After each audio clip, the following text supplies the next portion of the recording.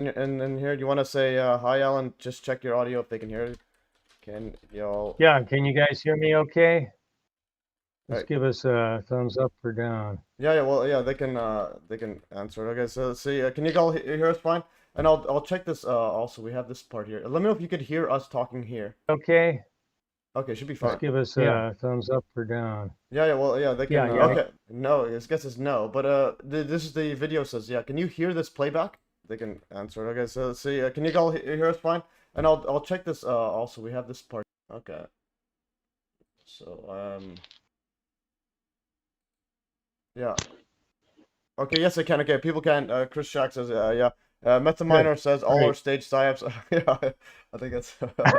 I kind of well, I kind of actually tend to agree with that, but nonetheless, the details are pretty interesting. So yeah, so Alan, without further ado, yeah, so we have basically on the show. I could either go some housekeeping, and then yeah, I'll just read over the notes and so on, the housekeeping stuff, and then we'll introduce Alan, and we'll go from there. Yeah. So anyways, guys, so MES Livestream 119, so 9/11 backwards. That's pretty good. So JFK, RFK, and CK. That's interesting. They all end with K. Do you know Charlie Kirk's middle name? What's his middle name? I don't know. We could find out. Yeah, Do you want me to dig for it? I have the wiki. Oh, I thought I included the wiki. Okay, yeah, I have the wiki here. I'm gonna open this up. Charlie Kirk. What's his James. Okay, CJK. All right. Okay, so that's didn't work out as planned. All right. Yeah. So yeah. So basically, yeah. MES Livestream 119, 119, JFK, RFK, and CK Assassinations deep dive with Alan Forrest. So Alan Forrest joins the show again to discuss the assassinations of John F. Kennedy, and I put the dates when they were assassinated. So November 22nd, 1963, and then interesting dates. Yeah, and then November, and then Robert F. Kennedy, June 5th, 1968, and then Charlie Kirk, September 10th, so 9/10, 2025. Yeah, so buckle up. And I put these thumbnails right here. This is like the best quality one I could find of JFK's like head exploding or squib, whatever. It's a very, and then there's RFK. Is this the guy that's supposed to be the assassinator guy? I haven't looked at RFK too much. No. That's just some random guy. Okay. No, they already grabbed him. Okay. No, Sirhan is who they was the patsy for that. Yeah, and I was reading Wikipedia on that. So apparently he assassinated because it's another Israel like connection. They're saying because he was pro-Israel in the Six-Day War. So and there's Charlie Kirk there. I was pretty well there. Yeah, so I did a stream on that, and I gathered like as many videos at the oldest ones in sync, and they're all in sync. So I don't see any video failure for that one. Okay. Yeah. Going further. Yeah. So. I think we'll ignore the housekeeping stuff. Yeah. So, anyways, yeah. So, Alan Forrest in the show. Alan, do you want to introduce yourself to those who haven't seen Alan? But he's been on here several times. We did all over. We were all over the place. Yeah. Well, I'm kind of an artsy guy. I do paintings, writings, cartoons, acting. But I've always been studying conspiracy since the 1970s.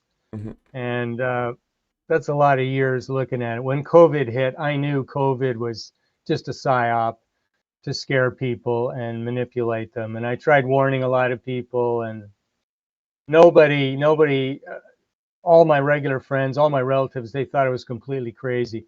So I had to find a whole new set of friends, basically. And Matt, of course, is one of them. But yeah, so I've been into this stuff for a long time, and it's just my opinion, okay? I know there are people out there, like you're saying, that everything's a psyop, everything's something fake or phony. But I think real events do happen, but psyops frequently, sometimes a psyop can be a double psyop. In other words, if like, I know we're going to get to Kirk later, but let me just state this. If Kirk is discredited, que bono, who benefits? Kirk was pulling away from Israel, and he was so influential with so many young conservative Christians around America and probably many other parts of the world. I just don't think Israel could afford that.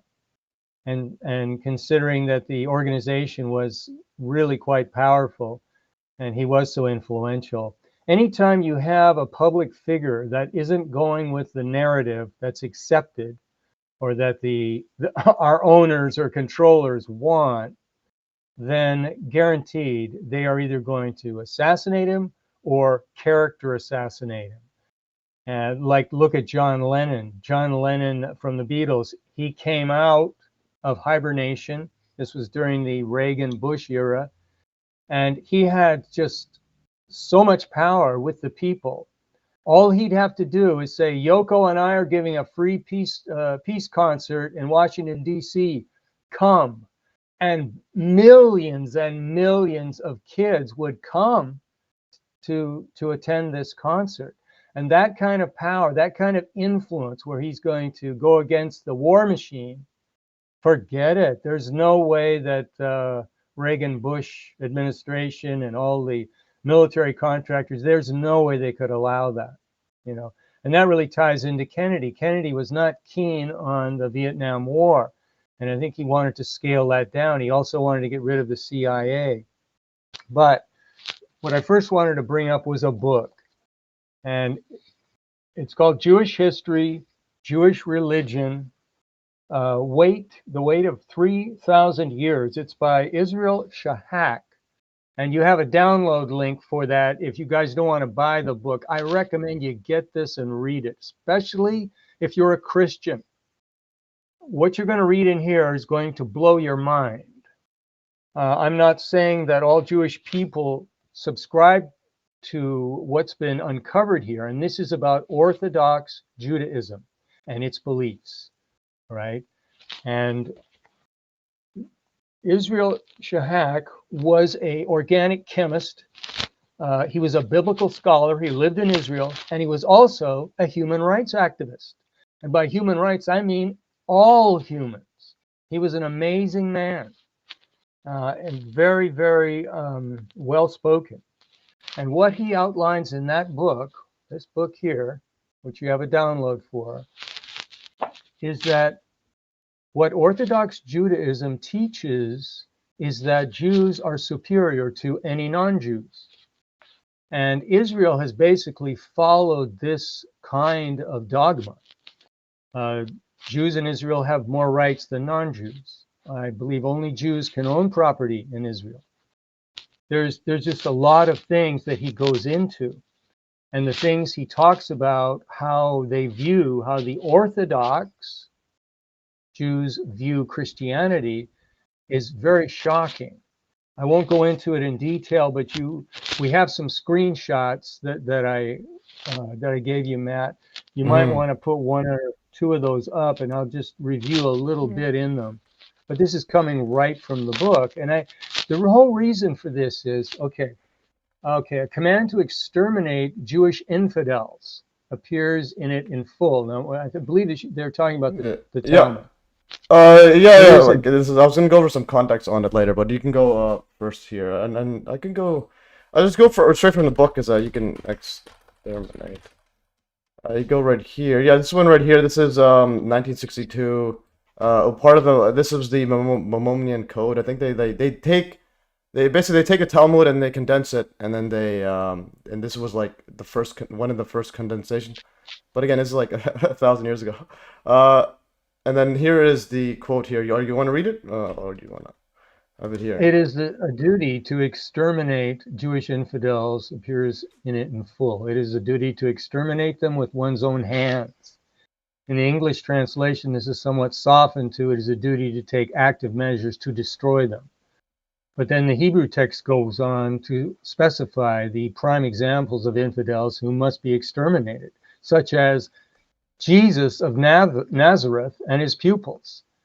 So what they say in there, now you can say, well, this is thousands of years ago and people don't follow this today, but they do. There are people that follow this today. And the problem for Jews themselves is this religion is so totalitarian, so limiting, so controlling, and it's so complicated, and there are so many superstitions that back in ancient times, the rabbis had such power over their own people, they could literally exterminate them. They could execute them, and in the most terrible ways possible, if they didn't follow the religious rules exactly. It's absolutely insane. The best time for Jews was really when the governments took the power away from the rabbis and said, Jews can now live amongst everyone else. They don't have to stay in their own little communities. And as soon as they were allowed to assimilate into other communities, then the rabbis lost their power. And for a while, Jews had so much more freedom. Okay, so it was actually a really good thing. But what's going on in Israel, you find, with what's happening in Gaza, you have to ask, well, how do they keep doing this? It just keeps getting worse and worse and worse. Well, that's why I recommend reading this book. It's not long. It's a very short little book. You don't even have to read the whole thing. You can read halfway through it and you'll get it. And so if you are a Christian, please, please have a look at this. Yeah. The only other... And Go ahead. no, I was gonna show. So here is the actual the full context of it. Just to give some because it's one thing to understand about the Jewish people.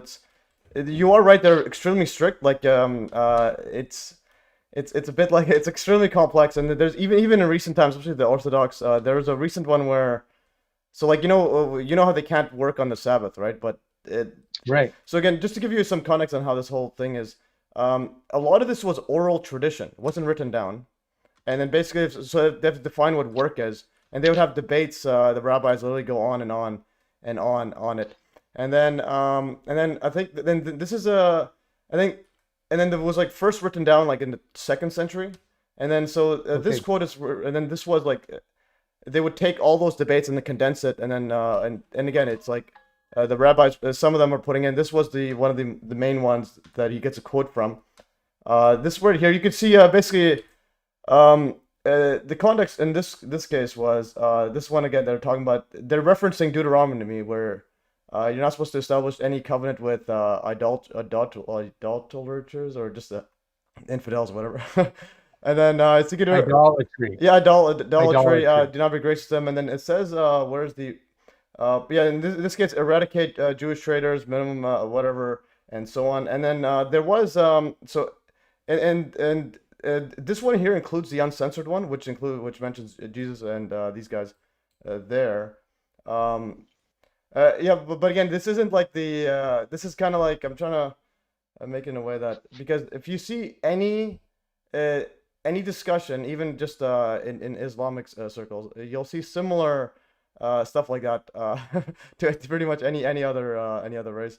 And to give you, and this one right here, it was censored in part, like they would remove it because in part because the Christian authorities back then would tell them you got to remove this. This is not it's too sensitive. And also the Talmud itself, it changes as the tradition goes on. So it's not like a yeah, but the thing is, it is pretty ridiculous, some of the stuff. Like, I'll show you this one here. This was a recent one. String Orthodox Jew. I'm not sure if you've seen this one in Canada. But again, I think overall this isn't... it's like, the people who rule the world aren't focused on these little things. I'm going to go right here. String Orthodox Jewish Sabbath. Have you seen this one here? Where, just to give you an idea of how ridiculous some of the... string, I think this was in the news, where because they couldn't work, they put a string. I'm trying to find where the news cycle was. It was in Canada somewhere, and yeah, this one. Why Jews have wires across the street. So some of the Orthodox ones, they're not supposed to work on Saturday. So that, but then they thought, well, what if we put a string that if we want to ship something off to someone, so they put a string from their from the location, and then the cyclist actually was biking and almost like cut his head off. So I'll play some of this. Any area which the rabbis forbade us to carry in, they gave us a way in which we could carry, and that is by enclosing the entire area. So when the entire community is enclosed by either walls or strings that form doorways, so to speak, halachic doorways, What that does is it encloses the entire community in a way Oh, this is a that the different. This is community. a different one. But there was one where Okay, yeah, yeah. Anyways, can I go. make a point here? Yeah, Let me just make a point. What Israel Shahak talks about, he talks about this very thing. It's dispensations. yeah. Mm-hmm. The rabbis come up with ways to get around Yeah, their it's, own religious dogma. And what this comes down to is, you ready for this? mm, Fooling God. It's yeah. all about deception. And Shahak, basically, what he's driving at in this book is he feels Judaism, Orthodox Judaism, needs a massive overhaul to make it reasonable and relevant to the people of today. So, you know, the idea that a religion through the rabbis teaches deception, what agency do we automatically think of when we think of deception in Israel? Mossad. You know, it's almost ingrained into the religion itself. No, I agree, but not the deception part. Like, I think they actually they actually are trying to just work around what is work, and because I think it's back then, if you violate the Sabbath, you get killed. So Yes, yeah, exactly. so But the point that Shahak is making in the book is that they specialize in this. They're finding dispensations all the time. The rabbis are constantly working to find ways around things.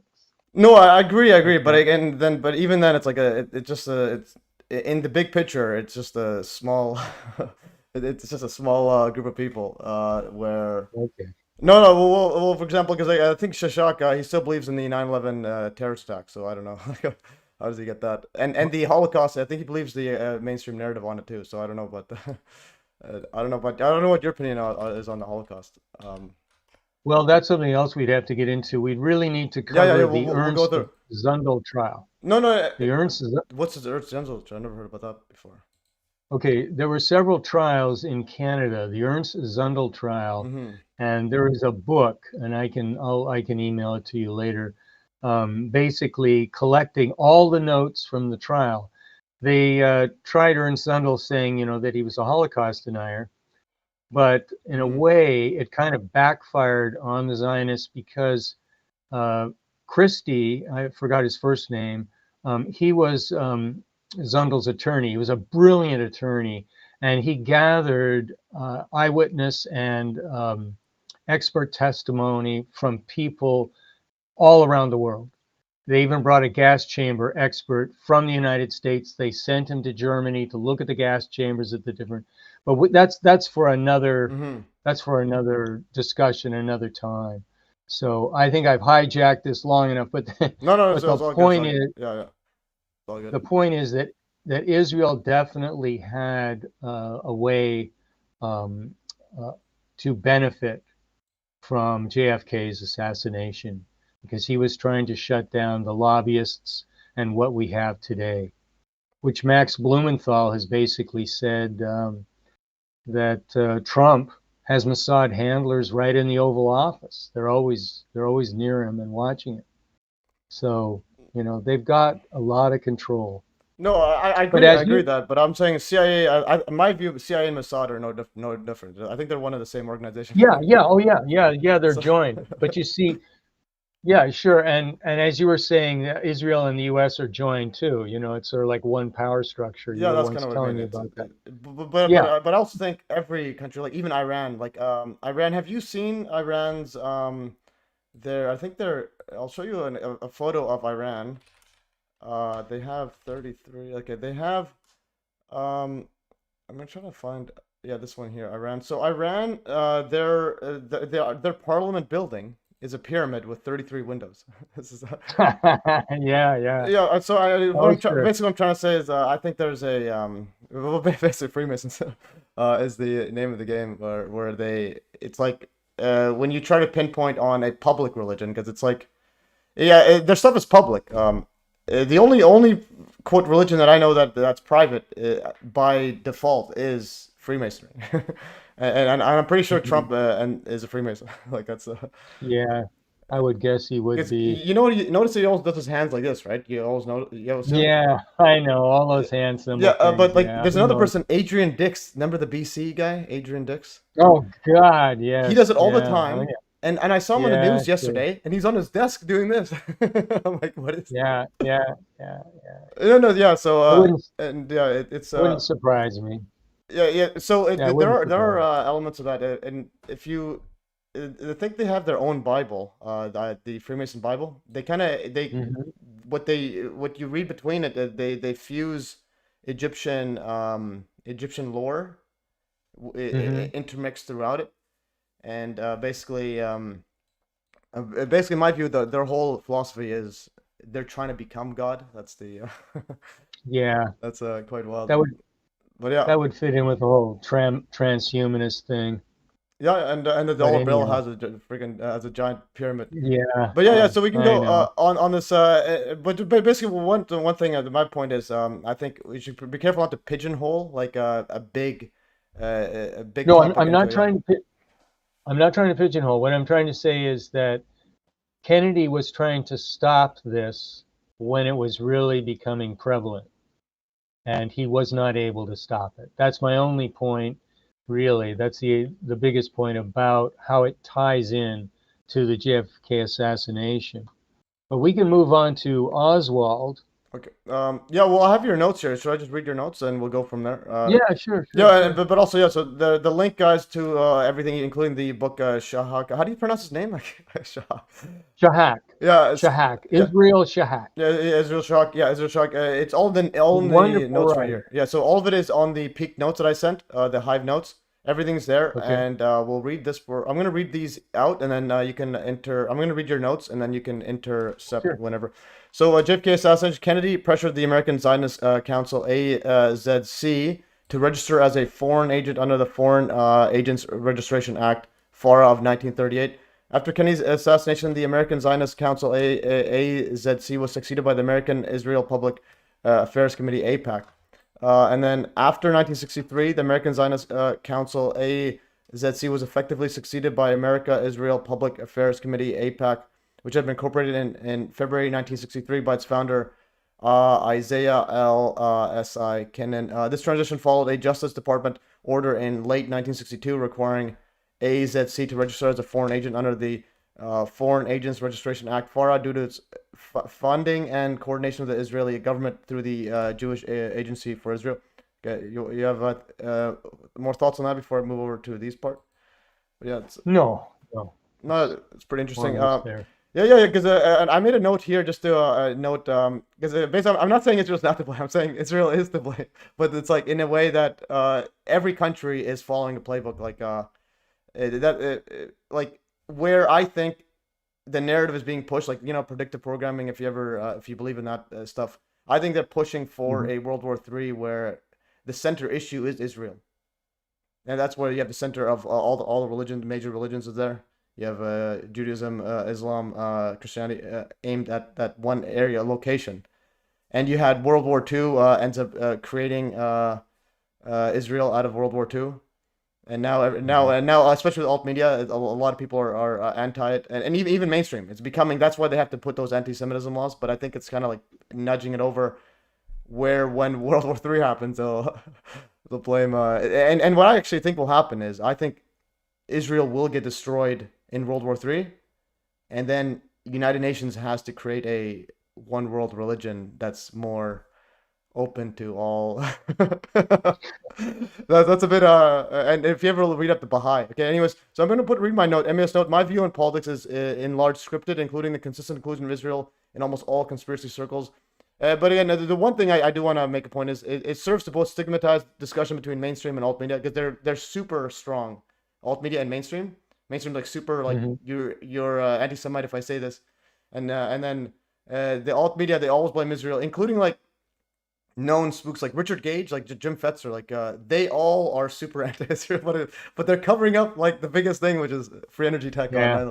And then, but yeah, anyways, so and I'm saying this is setting the stage for the future major psyops, which will include Israel, World War III. But anyways, that's going on for another one.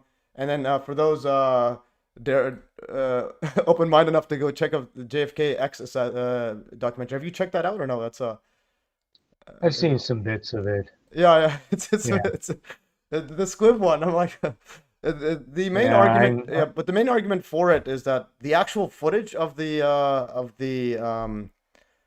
JFK wasn't released. It's not like released in real time like the Charlie Kirk one. It's like released. I think it was released. It wasn't it several years. Photos were released and then several years. yeah, So and apparently they're also saying that certain frames were cut out, and yeah, there's all sorts of stories around the Zapruder film, right? That's the one you're hmm talking about. Yeah, there's all sorts of stories around that. hmm I think that I think the grassy knoll was a distraction. I don't think the hmm shots that actually killed Okay. JFK came from there, because a guy, I think I mentioned this last time, one of the researchers, Mark Lane, who originally dropped some really good information, got credibility. Uh, he had a book called Rush to Judgment, and he also did a documentary called Rush to Judgment, which I think would be in all the JFK files that you offered last time. But that guy was connected to the very same people that killed Kennedy. So his job was to get out there like an Alex Jones, get Mm. credibility, get the Mm. researchers to all glob onto him and go where he was going to go. And he just kept them so focused on the grassy knoll. And Mae Brussel, who is probably the greatest researcher we've ever had on JFK, originally when Mark Lane came out, she was all excited about him. He'd brought this great information. Well, sure, he got the information from the horse's mouth. You know, he knew Mm. from the guys that actually killed him. So he had stuff that the others didn't. So that got him credibility. Every time he would go to speak at one of these JFK conspiracy conferences, Mae Brussel would go there. She'd be speaking, and she'd want to talk to Mark Lane. Mhm. And she'd go into the room where he is, and as soon as he'd see her, he'd run out. Oh He wow. would never talk to her. And after a while, she finally saw through him and realized this guy is working for the very same people that killed Kennedy. Okay. What Yeah, was? How do you spell the name? Mark Lane? Because I've had some stories told to me about other current researchers yeah, from Lane. Yeah, Lene yeah, Lin. Lane, and rush to go. Mark Lane, rush to judgment. Okay, so I want to No, see not what. Laney. Oh, It's just Lane. oh, Mark Lane, Just author. Okay, Lane. and he Get died in rid of the 20. Y. Is this the guy? Died in 2016. Yes. He researcher on the JFK Well, assassination. Mark Lane. yeah. Is that him or Yeah, no? there's the guy. There's the guy. That's it. Yeah. Yeah, okay, yeah, no, yeah. So Yeah. this guy here, yeah, and he has a Wikipedia page. Does Mae Brussel have a Wikipedia page? 'Cause, Probably, but they probably won't say anything nice about her. yeah. They'll, it's And again, so what was this guy's view on how JFK died? And then the other part, okay, this is why I want to make a point about the JFK. You know, the people saying it's squib or not. Well, the biggest argument that he died is, well, he's not there anymore. So it's like you have to hide him for that long or disappear in some other way. Yeah. So, JFK. Yeah. So what was what's his view on how JFK the well, assassination? he would be of the grassy knoll, that the shooting team was at the picket fence. That would Okay. be primary. That's what he's always been pointing to. Okay. I think there may have been a team there, but it was more of a distraction. Whether they were firing real bullets or blanks. I think that was to get the people, because you see people running hmm up the grassy knoll to try to confront who's ever up there. I think that Kennedy was shot from other directions, more or Okay. less from the front and maybe directly from the back.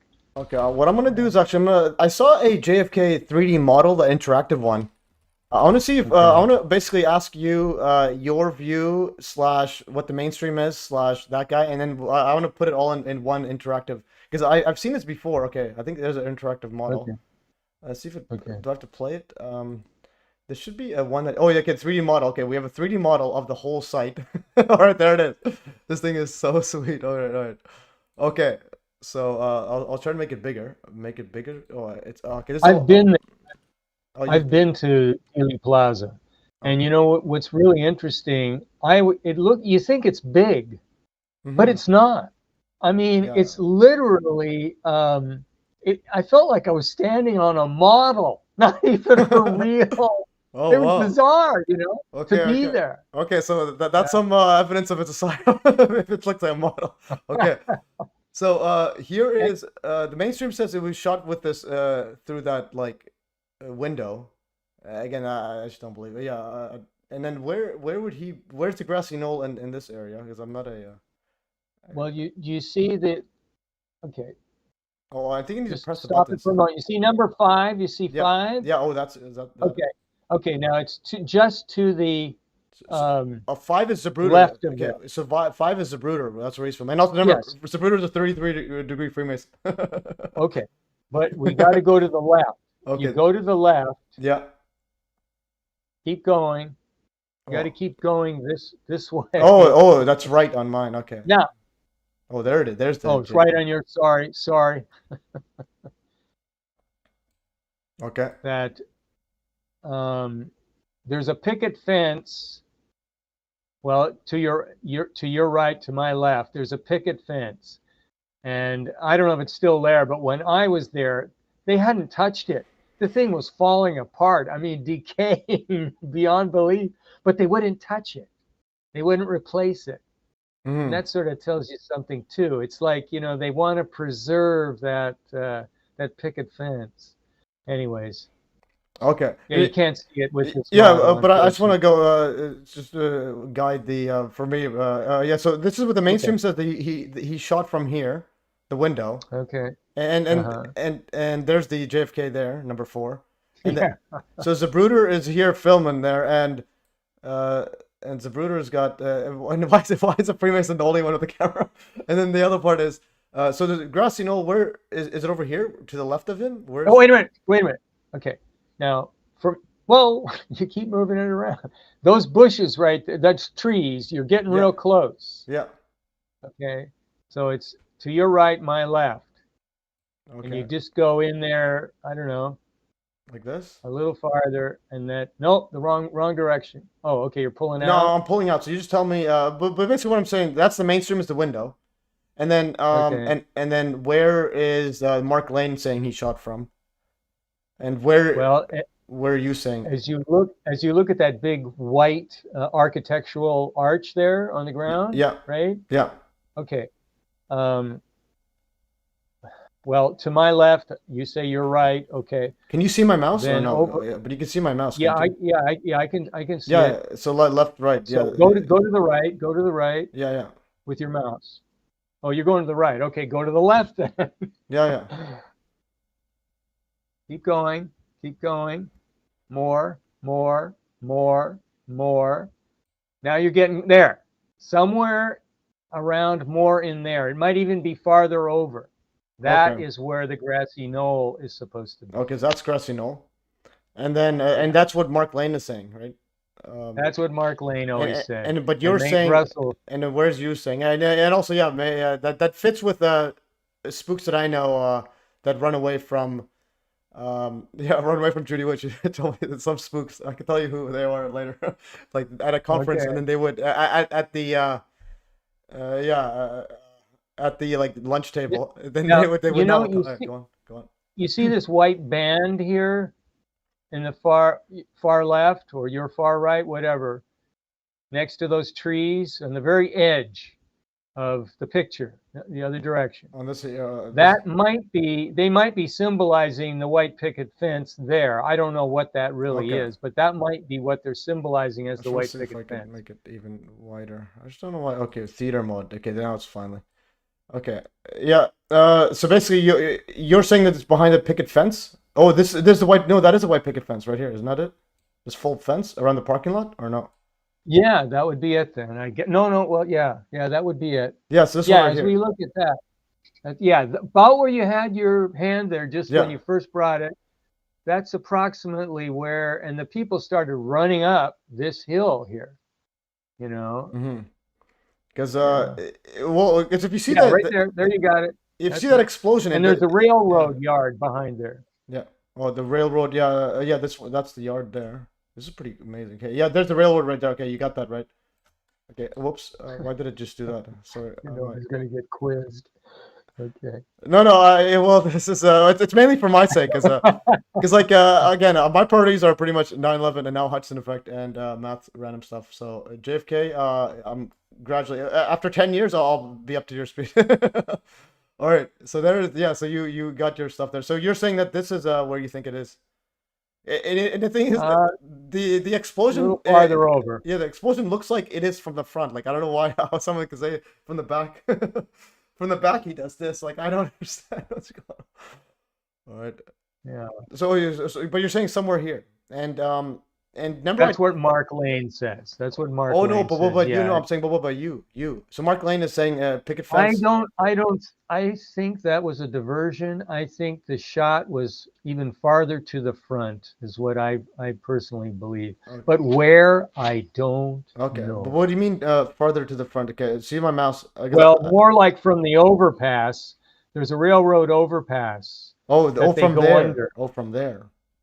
I'm thinking more from there. But you'd think Yeah. you'd see somebody. I'm sure there were people up there, but Okay, yeah. and the other thing I wanted to I mentioned you in an email. I want to keep all the names private. So the source says Oh yeah. it was two FBI agents. Were they involved? Because they were standing somewhere in the area, or no?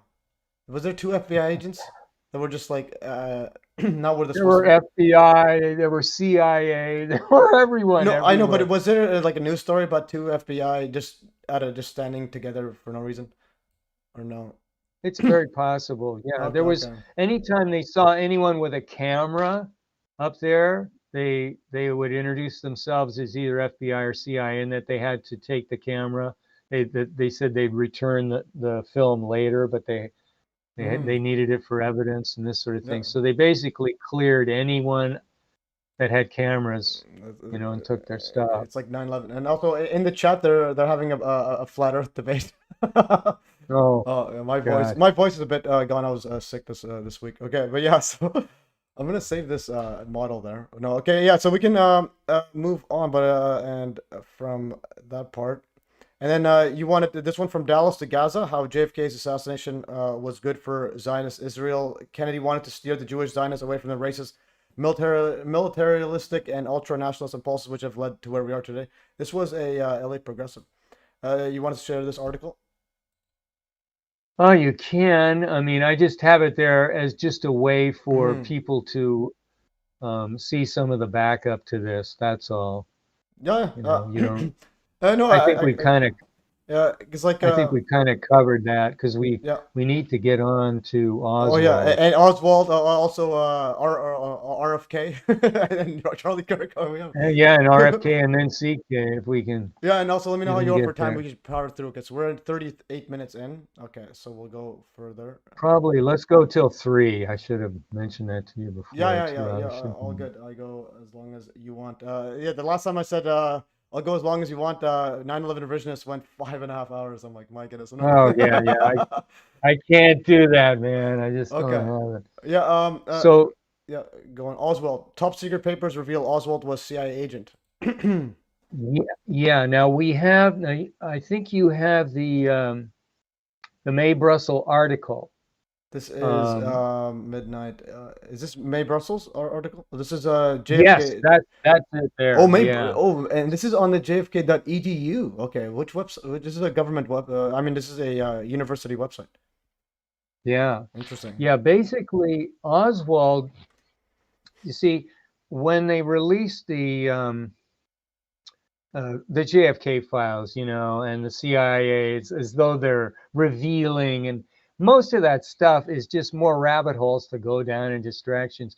Unless the CIA admits that Oswald worked for them, and the proof of that is that Oswald did a waltz into Russia and back out again. It Mm. was part of a defector program, and what they wanted to do was Oswald was an expert on the latest radar on the U-2 spy plane, so they had him go into Russia and basically give them the information they needed to shoot down the U-2.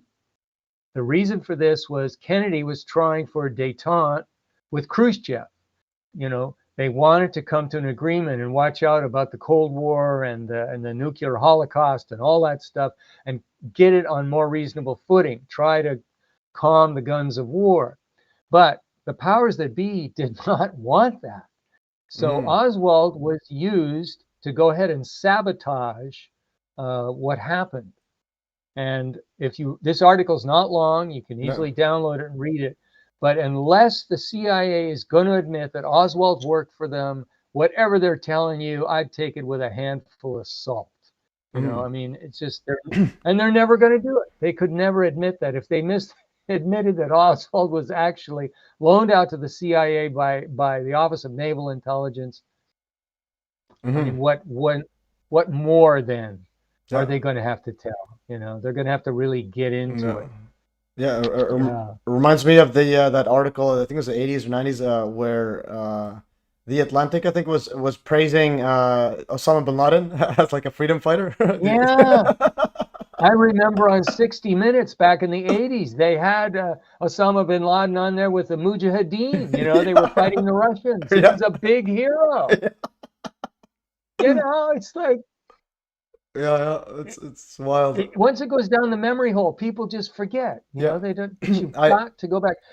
That's why I actually showed my soccer coach that article, the one with Osama bin Laden as like the hero, and he was in shock. He was. I showed him on my phone. He's like, no way, it's not real. He's like, can you send it to me? He was in absolute. And he's not a conspiracy guy.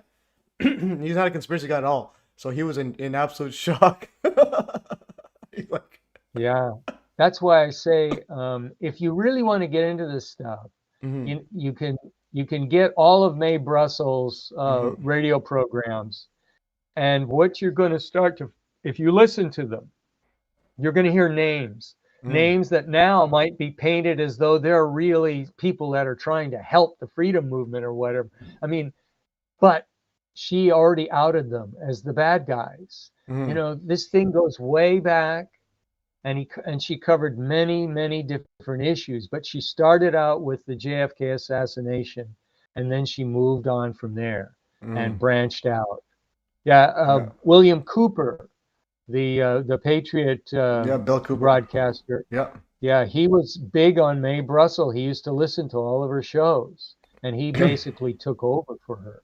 Because she died, I think it was in was it 87, I think, and she died, something like that. She died of a fast-acting cancer, which ironically that's what Lee Harvey Oswald got involved in with Judy. They were trying to develop this super fast-acting cancer, ostensibly to kill Castro. I mean, that was the cover story. But I'm sure that they used it on Ruby. They used it on a lot of people. They may have used it on Mae Brussels. Who knows? Wow. There she is. That's Mae Brussels. So you said she died from a fast-acting cancer. Like, how fast did she get it and die from it? Let's see, that's pretty. Oh, I don't. Gosh, I don't have the time. Oh, she was born on 1988. No, she died on 1988. When I was born. In 1988. So she literally died like before I was 1 year old. I'm gonna go to cancer. See what she died of cancer. And this is what I hate about Wikipedia. It's like. On alt media people, they just said died of cancer, nothing else. So it just ignores. Yeah. I'm sure there's lots of speculation because one time she was held up at an airport, like interviewed by government agents, and they made her sit in a particular chair. Yeah. And they wanted her to sit in that chair, and she believes they were aiming something at her. Some kind of microwave type frequency, maybe was nuclear, who knows? That's what she said? Did she mention this? Yes, she mentioned that on one of her shows. Like that's important stuff. Like that should be like center stage, like prompted out. Because again, if anything happens to me or you, like this somebody, whoever does that, whoever reads between the lines, make it public. I don't want to make it like, yeah. So she actually said that she felt like she was sitting in a microwave or something, and they made her sit down. Well, that's what she was speculating about. She said she felt very uncomfortable. Now, it may have only been psychological in her mind, or maybe they were doing something to her. Okay, yeah, because this is it's hard to know. It really is. Yeah, especially when you get a big audience, because again, Bill Cooper, they literally went to his house and just like shot him down. Yeah. And you know, the irony is Bill Cooper on one of his shows in his last, I don't know if it was his last year or year before, he said, one day he said, I'll be Yeah. shot dead on my doorstep. He Yeah. actually said that. Yeah, he said that, yeah. And he actually died on 11/9, so November 9th. 9/11 backwards. Okay. So 9/11, Oh, wow. 9/11 backwards, and 9/11 he predicted that was just like, he's like, if anything happens and they blame Osama bin Laden, don't you believe it? Yeah. Oh, I have it stuck in my That's head on loop. It's like anytime someone says Osama bin Laden, I think of Bill Cooper saying, if you believe in Osama bin Laden, you're the stupidest person who ever lived on the face of this earth. that is the most hysterical show he ever did. It was so bang on and so funny. Yeah, Yeah, absolutely. no, it's good. Yeah. So that was May Russell. Yeah. So he was a CIA agent. Top secret papers reveal, and yeah, again, it's like Osama bin Laden. He's getting funding from CIA. And then you wanted to play how did the JFK conspiracy research Q2 1 to 45, and then JFK researchers and Oswald bio. You wanna is this from the BitChute video, or why is it not showing? Yeah, it'd be the BitChute video, and that would be May's program. Okay, so I'll play that, and then I'm gonna get some water because my throat is again. I've been sick. Okay. I've been like a. Because it's really interesting how the whole conspiracy research began. It began with the actual government documents. It didn't begin by some wild speculation. It's because the Warren Report is supposed to be based on 26 volumes from the hearings. But if you read the 26 volumes, as May did and some other people did, and they compare it to the Warren Report, they realized it was bogus. They were making stuff up in the Warren Report. They weren't reporting it properly. And the 26 volumes in of themselves showed so many times they should have asked the logical next question, and they didn't. It's like literally they were engineering the cover-up when they were doing the actual hearing. Yeah, it's but she talks a bit about that. No, that's great. I'm gonna just close some stuff here so we can have so it's easier to. I'm gonna keep this open. So this right here, and before we go to that one, I'll play that. Someone mentioned that there was like a tunnel. Like I saw a documentary. Was that the everything? Everything is rich man's trick. I think someone said it. Yeah, there was like a sewage tunnel or like sewage sewer storm drain, storm drain or whatever running along there, and there's a theory that somebody was in there with a gun. Yeah, that's another theory. Yeah, but it's like it might maybe I mean, as far as I'm concerned, so many things are X factors to me, unknowns. I have a big X factor box. So when somebody tells me, "Oh, it's a squib, it's a psyop," and all this stuff, I think, well, maybe. Yeah. I personally don't believe that, but if you want to, that's okay.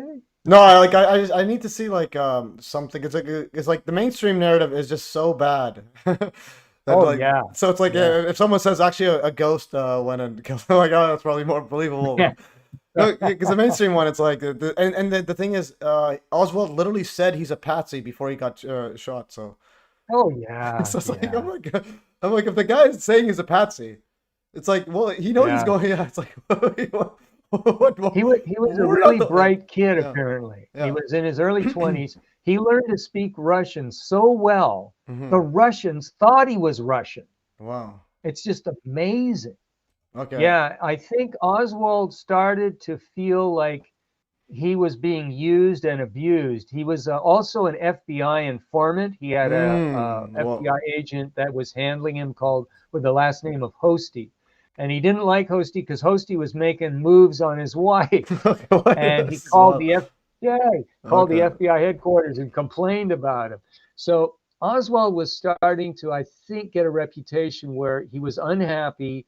He was being dicked around by different agents, and they were keeping him in the dark. And I think he sensed that. He knew something wasn't right. So they set him up. Yeah, it is FBI informant. Yeah. It's always like that's they're always somehow connected to that. But that's and then another thing I wanted to make a point about the this was here. I'm not sure if I showed you this before in our last live stream. This is something really really weird about his eye. So did I mention this about Oswald's eye or no? Back then, do you remember? No, I don't recall. So I posted this in 2018 before I even So like so no, first of all, you know, on his left eye, he has a weird left eye. Oswald. Is that a like?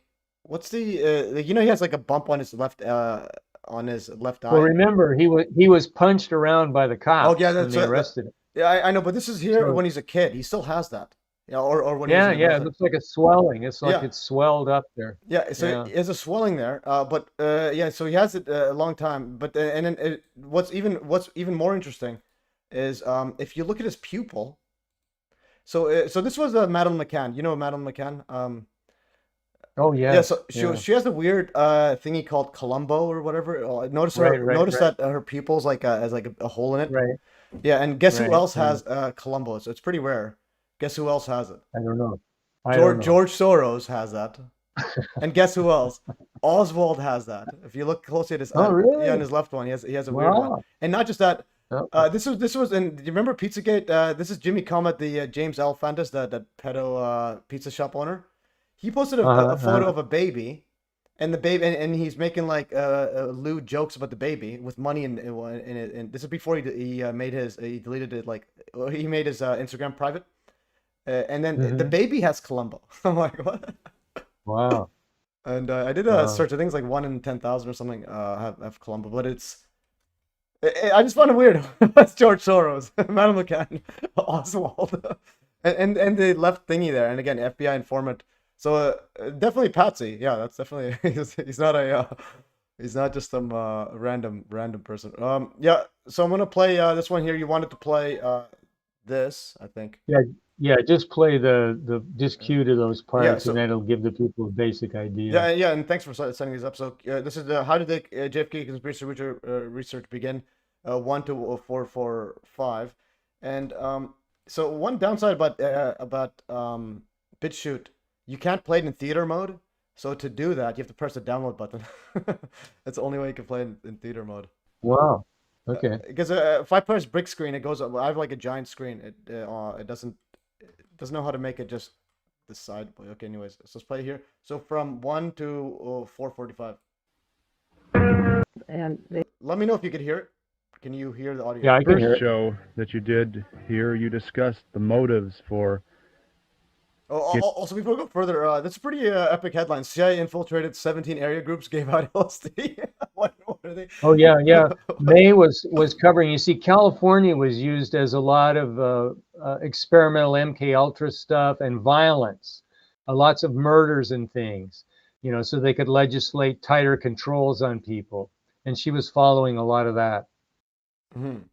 Yeah, this is pretty wild stuff. But again, why is the CIA? What's their role? Like just to drug up and like demoralize the. Well, we'd have to read that article to know. Yeah, I'm not just place. getting involved in this. Yeah, and LSD again, similar to the MK Ultra mind control experiments. They're literally giving LSD to like homeless people and like raping them and all this, and hookers and all that. It's just, anyways, CIA can have we can go on and on for years. Let's play Research. Okay, once you've decided that something has to be done, that this research has to be done, just how do you go about doing it? well, it's a big job.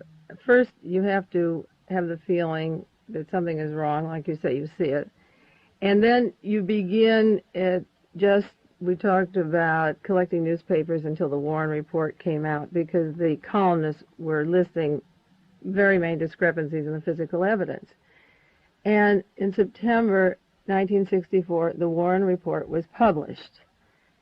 And I bought it. And I began to read it. And I'll show you how I got into the Warren Report.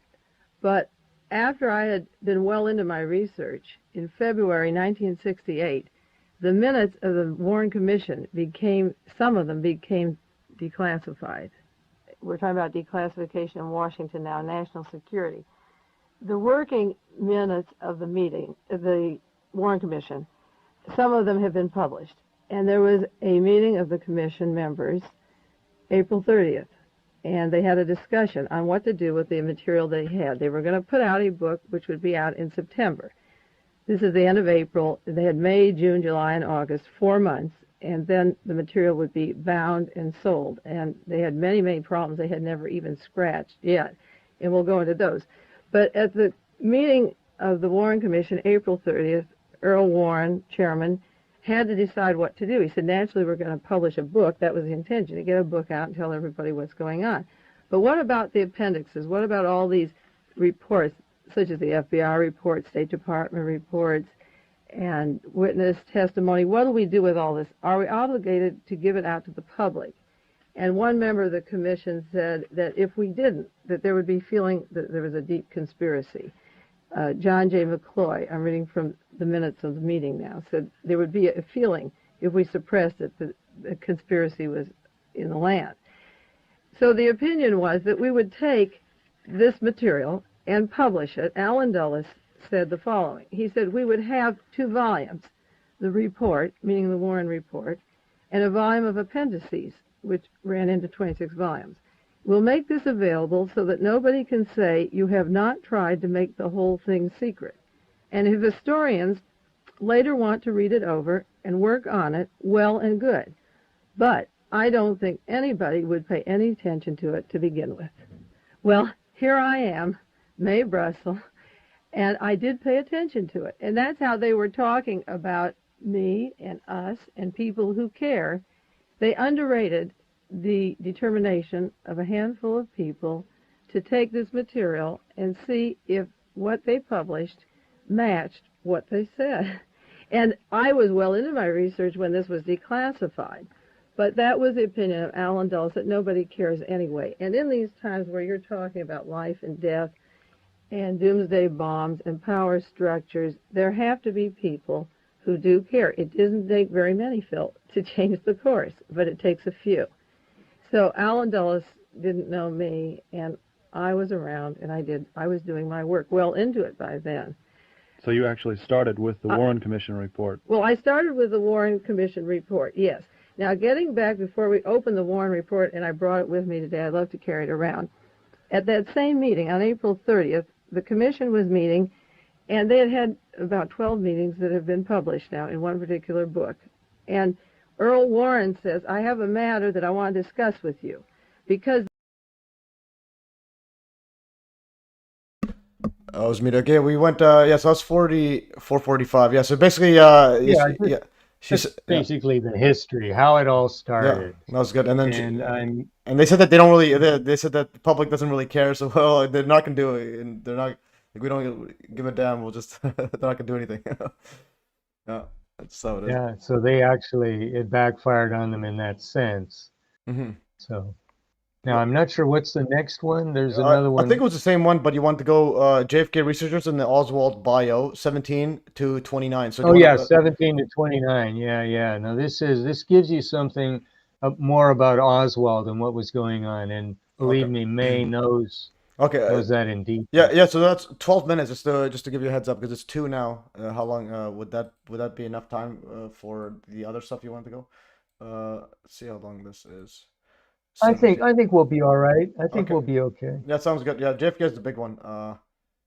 It's kind of like 9/11. You have 9/11, then you have like the 7/7/2 bombings. You have all these other minor ones, but JFK is the big one. When the president, and then the Trump one. The Trump one, again. I made a video predicting. That's for another day.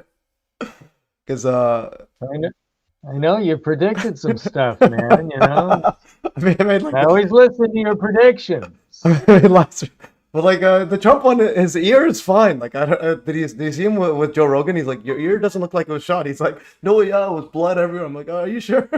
It's like, but yeah, okay, we'll play this. Yeah, Trump is just Trump there, anyways. Someone saying Jehovah's Witness predicted 9/11 in the early 70s, just after the construction of Twin Towers. There, okay, interesting. All right, let's play. Okay, what's going on? What just happened? 17. I need to go to 17. Okay. All right, and actually, before you go further, I found that, remember that article I was trying to find about that Orthodox Jewish community that had the string? So I found it. Yes, so a cyclist demands change after he was struck by, and it wasn't Canada, it was in Milwaukee. So after he was struck by fallen wires strung across Milwaukee Road by Orthodox Jewish group. So they put the wire, because it's like Sabbath, they can't work. So they put a wire. And I think it like fell a bit, and then basically it cut off. So you can see his neck. And Yeah, no kidding. Yeah, so they call it Jeez that. Like, Yeah. like, I don't know how someone could justify putting a wire across public. It's just too comical. I'm like, it's tragic, but it's like this guy's biking, and imagine you're biking, and also there's a string. Yeah. I'm like crying as it's just how stupid this is. But I don't know. Anyway, sorry about laughing. Alright. Let's play this. The important introduction to the volume that I received, the first one that I received, the Warren Report, printed by Doubleday, hardbound, had an analysis and commentary by Louis Nizer, who is a famous attorney in the United States, and we've talked about it before. And he goes into the whole introduction is to say that this assassination is different than all others because the motive, he said, is not founded. These are his words. The most persuasive analysis that Oswald was frustrated, bitter, neurotic, acted alone, is not founded in the extraordinary factual tracing of his conduct, not in the facts, but in the psychiatric study of his personality. Now, I've read those 10 million words over and over and over again in the 26 volumes. There was no psychiatric evidence of this at all to match what he's saying. It reveals his, I'm continuing, Louis Nizer says, it reveals Oswald's emotional disorganization. He served in the Marines 3 years, got an honorable discharge. He had the mental capacity of an officer, according to the officer over Mr. Donovan. He had his training. He had training in all kinds of things. No mental breakdown, no hospitalization, no indication in the service. And when he got his honorable discharge, he re-enlisted, and they didn't say. I mean, what exists, in fact, Phil, are the medical records of his service. There was no evidence of mental disarrangement at all. The State Department had no trouble with him in Russia. They had no trouble getting him back. He was not. See, Louis Nizer is telling you he's emotionally disorganized. Yet there's nothing to support nothing that. to support. Oswald's violence derived from an inner torment, from devils of inadequacy and rejection. There was nothing to support that. He was riding back and forth to friends in the Soviet Union. He worked in a radio factory. He had friends there. He had friends. The people in the Dallas-Fort Worth area testified that he rejected them. Not that they rejected him. They kept calling him, and he rejected them. And the people he worked with, no one had a negative. Nothing supported that. Nizer goes on, it was because he could not make associations, even with Russians and Cubans. It was because he was spurned by all that he took revenge on authority by an act of private retaliation. Now, Oswald had tried to get into Cuba, or supposedly did, want a visa when he was in Mexico. But Castro knew he was an agent of the CIA. He said it right away. He knew Oswald had been in the Soviet Union, and his people in New Orleans and Texas knew that Oswald lived in a house with everybody who had security clearances, who were oil people, wealthy people, working with the FBI and our government. Why would Castro want Oswald, when we had made so many attempts to assassinate him, why would they want Oswald in Cuba, even if he wanted to go there? He was rejected, not because he had a fouled-up personality, but because Castro wanted to live.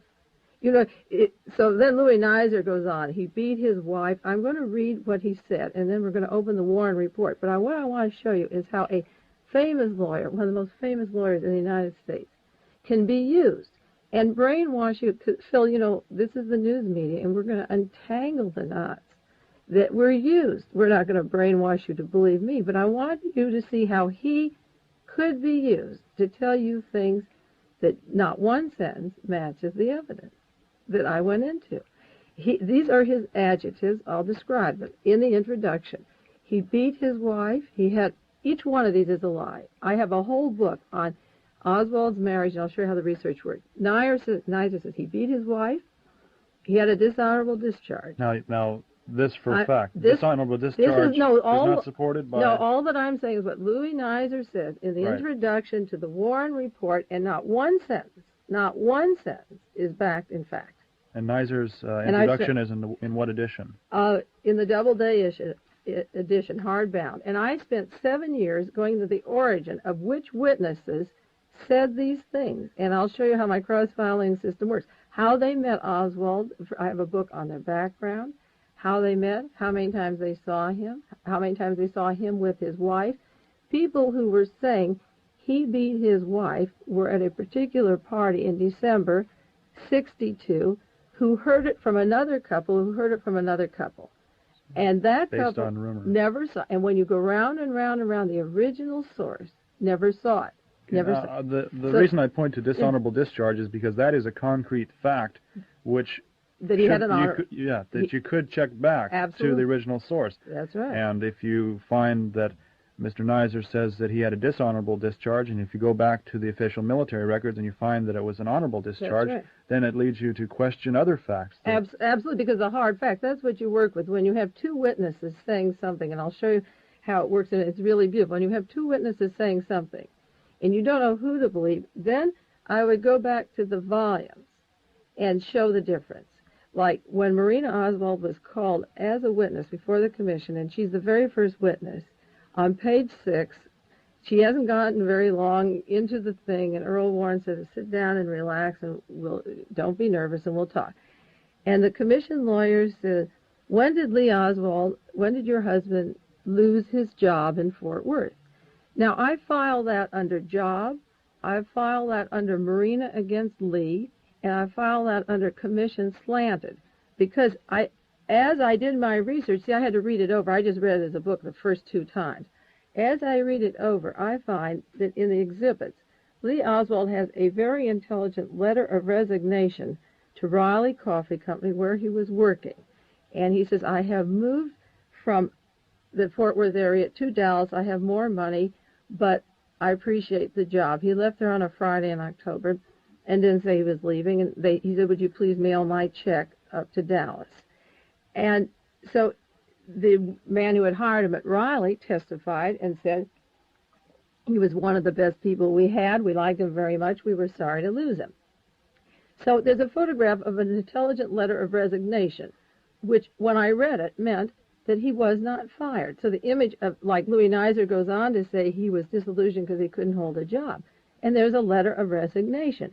Now he goes on to the Fort Worth area, from Fort Worth to Dallas, and proceeds with another job. When Marina Oswald wants the image with the commission that her husband was this ne'er-do-well that Louis Nizer is going to pick up, they say, how long was he without a job? And she says, oh, it was like 2 weeks. And I had to live with friends. It was over 2 weeks that he didn't have employment. Well, this is Marina's testimony. He didn't have an employment, and friends had to help him get a position in Dallas because he couldn't do it on his own. After she testified, Marguerite Oswald testified, and she's the mother. And she said, tell us about Lee, and they went into different subjects. And she said, I was at his home one evening in October on Friday, and Lee came home, and these people who came from nowhere so fast and pounced on them and took over their lives said, we have a job for you in Dallas. Well, the job was at Jagger's Chili Stovall, where he stayed for 6 months. You need security clearances in many departments. They publish government bonds. They do photographic work and do maps for the United States Army. And these people are saying, Lee, you're moving to Dallas. Wednesday, he went to the employment agency, because as an agent, when you move, there has to be an overt thing that you go and apply. But the message was there from Mr. Meller, and Bowie sent him to Jaggers, where he went. And he began that Thursday. He was on the payroll. Now, in the back of my 26 volumes are the canceled checks of Lee Oswald with a steady employment, a letter of resignation, a consistent job pattern. So if the image by his wife, see, I don't know who to believe, the mother or the wife, but the wife can't be telling the truth that he couldn't have a job for weeks, that he was a ne'er-do-well, because the canceled checks show that he did. See, this is the way, I hope all of you are following this. It isn't complicated. I'm trying to say it slowly. But this is the way my mind was working on approaching the subject. Because, yeah. Yeah, I didn't mean to sidetrack you. When you were talking about Mr. Nizer's introduction and mentioning that he made several statements in the introduction which when they're closely examined, turn out to be false. Yeah. I interrupted you when you were Yeah. discussing the dishonorable I'll show you. discharge. I took his introduction in the margin of my book, which is marked over and over again. I have lie, lie, lie, lie, lie, because when the research was done, he had these gross lies. All right, he said Oswald, he abused his Russian wife. He severed relations with his mother. He was unable to hold any job for more than a short period. His marriage was disrupted by frequent separations, long quarrels, long periods of sexual impotence. Unable to provide simple comforts for the family, he rejected capitalism and communism and couldn't live in the USA or Russia. In April '63, he shot and missed Major General Edwin Walker.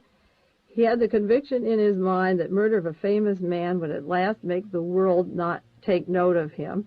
He had a hunger for acceptance. Now, Louis Neither said he wanted acceptance as a martyr. Lee Oswald was arrested and said, I didn't kill That's good, anybody, man. I'm innocent. Then he yelled, I'm a Pat. Yeah. Basically, what I I had wanted muted. Sorry, people to I was muted. Sorry. Yeah. Yeah. There. Yeah, Yeah. Go on. yeah, basically was want people to understand that that's part of the cover-up. They have to paint Oswald that way, but the reality of who Oswald was is something much different. And May was one of the very first to get on to that, and she does a nice job there. No, it's good. So I think, I was gonna say, yeah. So they were outright lying, like saying that he was dishonorable discharge, but then you look it up, it's honorable discharge. And the other part yeah, about him not being up to work and all that. That's quite wild. it's just total, yeah. That make up all sorts of Yeah. stuff. When we get to the Tyler Robinson angle, yeah, I yeah. mean, they're just experts at making up garbage. Anyways, we're moving on to, I believe, RFK. Okay. Yeah. You want to move to RFK, or do you want to go to this May Russell guest? This one here just links to her shows. Okay, the reason I have that's the guest Ted Chirac. He's the filmmaker of the movie or the documentary The Second Gun, Who Really Killed RFK. And similar to Dr. Judy Wood, when she was trying to get her book published, Where'd the Towers Go, they did everything they could to try and sabotage that. Well, it was the same thing for Ted Chirac when he was trying to get his film released. They did everything they could to stop this film from coming out. So the reason I have those two links from Abe Russell is anyone out there that wants some more background on the RFK assassination and Ted Chirac's movie about it, because I do have a few things there, cue points. Okay, yeah, you put RFK. I gotta move those over. Yeah, sorry about this. So this is the because these were included before the RFK assassination in your notes. I just put them. I got them mixed up, but I'll move that over. Ted. Wait, 1 second. So I had this in my JFK notes. I'll move it over. Yeah. I just there it is. Yeah, okay, this makes much more sense. Okay, so that's the filmmaker, The Second Gun, and the RFK one. Yeah, and also if you can give us a quick summary of it, because I haven't looked at the RFK one too much. I'm like, there's JFK, there's RFK Jr., who's like make America healthy again with like enhanced vaccines or something. Yeah, I would say that RFK Jr. and RFK are two very different people. Yeah. Yeah, I'm not a big RFK Jr. fan, but we don't need to go into that. Let me talk a little about The Second Gun and the assassination RFK. The really important stuff for the cue points here, the witnesses to the assassination and what they saw, and how the FBI, and by the way, I keep meaning to put this in there, FBI has frequently taken the role of the main cover-up operators. In other words, they took over the JFK assassination investigation in Dallas. They took it away from the Dallas police, which I believe is against Texas law, but they did it anyways. So the FBI frequently plays the role of covering things up. And of course, we get to the Charlie Kirk assassination, and that's what Candace Owens has been saying for some time. But back to RFK, the assassination was at the Ambassador Hotel. And the LA coroner, I think it's Thomas Noguchi, he basically, his findings are completely opposite of what the official story claims. They claim that Sirhan Sirhan shot RFK from the front, but the actual shots that killed RFK were from the rear. One of them was very close, right ear. So I'm going to do it like this, so you see, like as though it was behind his right ear, right here, a shot here, and then the person who shot falls to the floor because he knows other shots are going to be coming, and he fires again, and the bullet goes up through RFK's body. So 2 fatal shots. There was a third, I believe, that went through part of his coat material, but it didn't actually impact his body. So the first part is talking about the assassination witnesses, what they saw, and how the police either changed their reports or weren't interested. There was one that I was hunting for, and I wanted to find, and I've seen it. I can't remember. I thought it was in this documentary, but it's not. It must be in another documentary, unless I missed it. But someone out there listening, if they're familiar with the RFK documentaries on his assassination, they may know what I'm talking about. There was a woman who was coming up the stairs at the back of the Ambassador Hotel. The door at the top of the stairs swings open, and these 2 young people run out. One, a very voluptuous, good-looking woman in a polka dot dress in her 20s, and a young man, blonde, crew cut, possible military, also in his young 20s. And the first thing that the girl says is, "We shot him, man," kind of like she's amazed. Wow. This woman is coming up the stairs and she hears this. Now, she doesn't know that RFK has just been assassinated. She's on the outside. She's coming into the building, but she remembers this girl in the polka dot dress. Later, she reports this to the police, the FBI, and the piece I wanted to find, and I couldn't find it. It's a recording of an FBI agent coercing and scaring this woman into changing her story. The whole thing's on tape. I mean, you can hear the psychological tricks that he's trying to do and trying to frighten her to get her to change her story. It's just unbelievable. But this first part here, which is a little over 5 minutes, I guess. Yeah. This will give you some idea about the witnesses, the other witnesses. Yeah, and I was gonna ask because you know there's JFK, there's a Zapruder film. Which is the main footage of the Is there any main footage of the RFK assassination? Like any main footage? Or I don't believe so, no. But Okay. there was a young man there taking pictures, Okay. and they never gave him back all of his film. And that's at the very start of this documentary. And also, before we go to that, I want to ask: have you heard about the very strange coincidence of the RFK and then Elton John? There's a very weird connection with RFK, Elton John, and the 9/11 falling man photograph. So you've seen that one before. Have you seen that 9/11 falling man? No, I don't think so. No, this photograph. You've seen this famous one, the one upside down. Oh yeah. Yeah. So Yeah, I've seen that. So the photograph, guess who was taken by? Was Richard Drew, who was also one of 4 press photographers present at the RFK assassination. And the photograph was purchased by Elton John. Wow. You can't make this stuff up. Yeah. So Richard Drew, I think I'll show you Richard Drew. So Richard Drew took this photo, but also the RFK one of RFK, I think. RFK Robert. Okay, it's not showing Robert there, but he's the one who took it. Or Richard Drew. I'm gonna go to RFK and then Drew. Yeah, I'll find that later. But yeah, so he's one of the 4 press guys that were taking it, and this is 9 falling man. I think they mentioned it in here.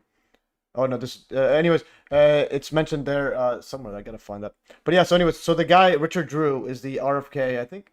But I don't know why it doesn't have RFK. So Richard Drew. Oh, it goes to Falling Man. There's Richard Drew. Yeah, so Richard Drew. He's gained international recognition for capturing the Falling Man, and he was also at the Robert. Yeah, this one right here, in 1968. And yeah, so he took photos. Yeah, so again, and it parallels with do you remember that alleged bullet that went past Trump, the one that was pictured? Yeah, so. Or it could be shrapnel, it could be something else. But guess who took that photo? So I've seen that one. I know. So I'll show you again. Everything ties to 9/11. 9/11 bullet. Let's go right here. Yeah, so Doug Mills. Oh, whoops, this was some memes I was making of it. So the alleged bullet was captured by Mm-hmm. Doug Mills. Mm-hmm. Yeah. Okay, this one right here. This was actually. I just want to find where's the Bush one. Bush. So, okay, there it is. Okay, there's the script. Yeah. So he is the one who took it, going past Trump's right ear. Is the same guy that took the photo of the whisper in Bush's right ear. Okay. Yeah. So I don't know Yeah, I don't know yeah. what kind of synchronicity we have here, but there's some devil black magic we got. Okay, so let's go back to Well, it. Yeah. let me throw in a little caveat here. Whenever there's a big trial, Hmm. like for instance the O.J. Simpson trial, you got to look at the lawyers involved. And a guy like F. Lee Bailey, Yeah. guess who else he represented? Patty Hearst. Okay. Patty Hearst and the Boston Strangler. Both those people were victims of mind control. So Wow. that brings in a possible mind control element to the O.J. Simpson case. We should tackle that one. That's a fascinating one. I was there in L.A. when that happened. Oh, okay. You were in the hotel? No. I lived in L.A. at the time, Okay, and yeah, I yeah. saw the daily, stuff that was going on. The television covered it the whole time. But yeah. Well, we'd get into that another Yeah, time. yeah, well, But definitely. anyway, I think yeah, the if you want point to do I'm a trying to JFK, make yeah, go on, go on. I was gonna say the point I'm JFK. trying to make is you have to look at these attorneys that are like in the Tyler Robinson case. Whoever's representing this guy, try to look into his past. Has he done anything that relates somehow to mind control or some other assassination thing? Because these guys are brought in by the CIA, whatever, the alphabet agencies, the controllers, our owners, the demons in charge, Oh yeah, as your cousin yeah. said. I see the I dicks. mean, yeah, the dick's in charge, whatever. But they're all brought in for a reason. And their job is usually to keep the lid on it to make sure nothing gets out. Yeah. Anyways, Yeah, just wanted to say. but that's a good idea. I think definitely an OJ Simpson deep dive. If you're, we can do that with sometime in next year. And before, yeah, I'll make another point about the lawyers. OJ Simpson. Every lawyer in the OJ Simpson one is absolutely like big time like in the psyop game. So I think Alan Dershowitz was part of that lawyer team, and he's lawyer for Trump. He's lawyer for Epstein, and I think Kim Kardashian's dad was and now that's Kim Kardashian. Yeah, and it keeps going on. And I think Ken Starr. I'm not sure which one he was a part of, but anyways, let's go back here. I'm gonna play. You wanted to play 1031 to 1504. If that's what I've got marked, yeah. Yeah, 1021. I was ready here for 1021 to 1504. Just make sure it's the right time. Yeah, 1031. Okay, 31. Let's play and we'll go here. All right, we'll play this. And who is this guy right here? Is that the yeah, who's this man right here speaking? Is that I think it's the mayor, isn't it? Okay.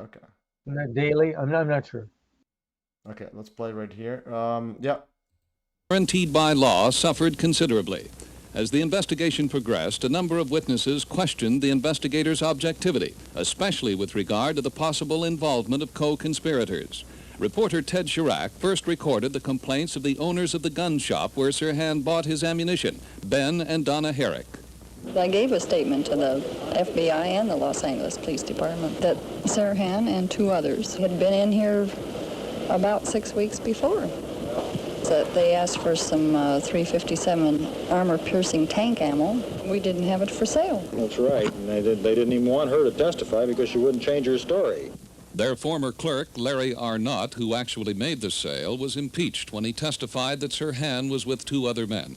Like the Arnott testimony, asking him if he sold the ammunition, and he said yes, and then they said he failed a lie detector test, and they have him identify the sales slip. And the sales slip definitely proves the fact that he was telling the truth, and then they say the lie detector says he said he was telling a lie and then throw him off the witness stand, it just discredited the man's testimony and made a fool out of him. And for no reason, because he was a prosecution witness to begin with. And it was the prosecution that did it to him, you know, and I don't like the smell of it. Official eyewitnesses Booker Griffin and Richard Lubick also tell of their experiences. I was very unhappy with my encounter with the police department when I went down to the administration building. I was very much struck by their desire to fabricate a story and by their effort to strong-arm me mentally into stating that there were things that I did not agree with. And I think the Los Angeles police don't have anything to worry about. They got a man that shot Kennedy. That's all they have to worry about. All their evidence points, they've got witnesses, eyewitnesses that saw Sirhan pull the trigger. That's all they're interested in.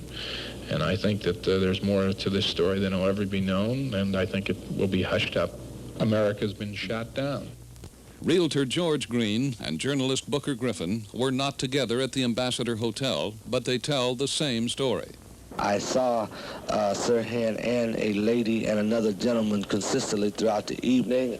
There was a girl in a black and white dress involved with Sirhan.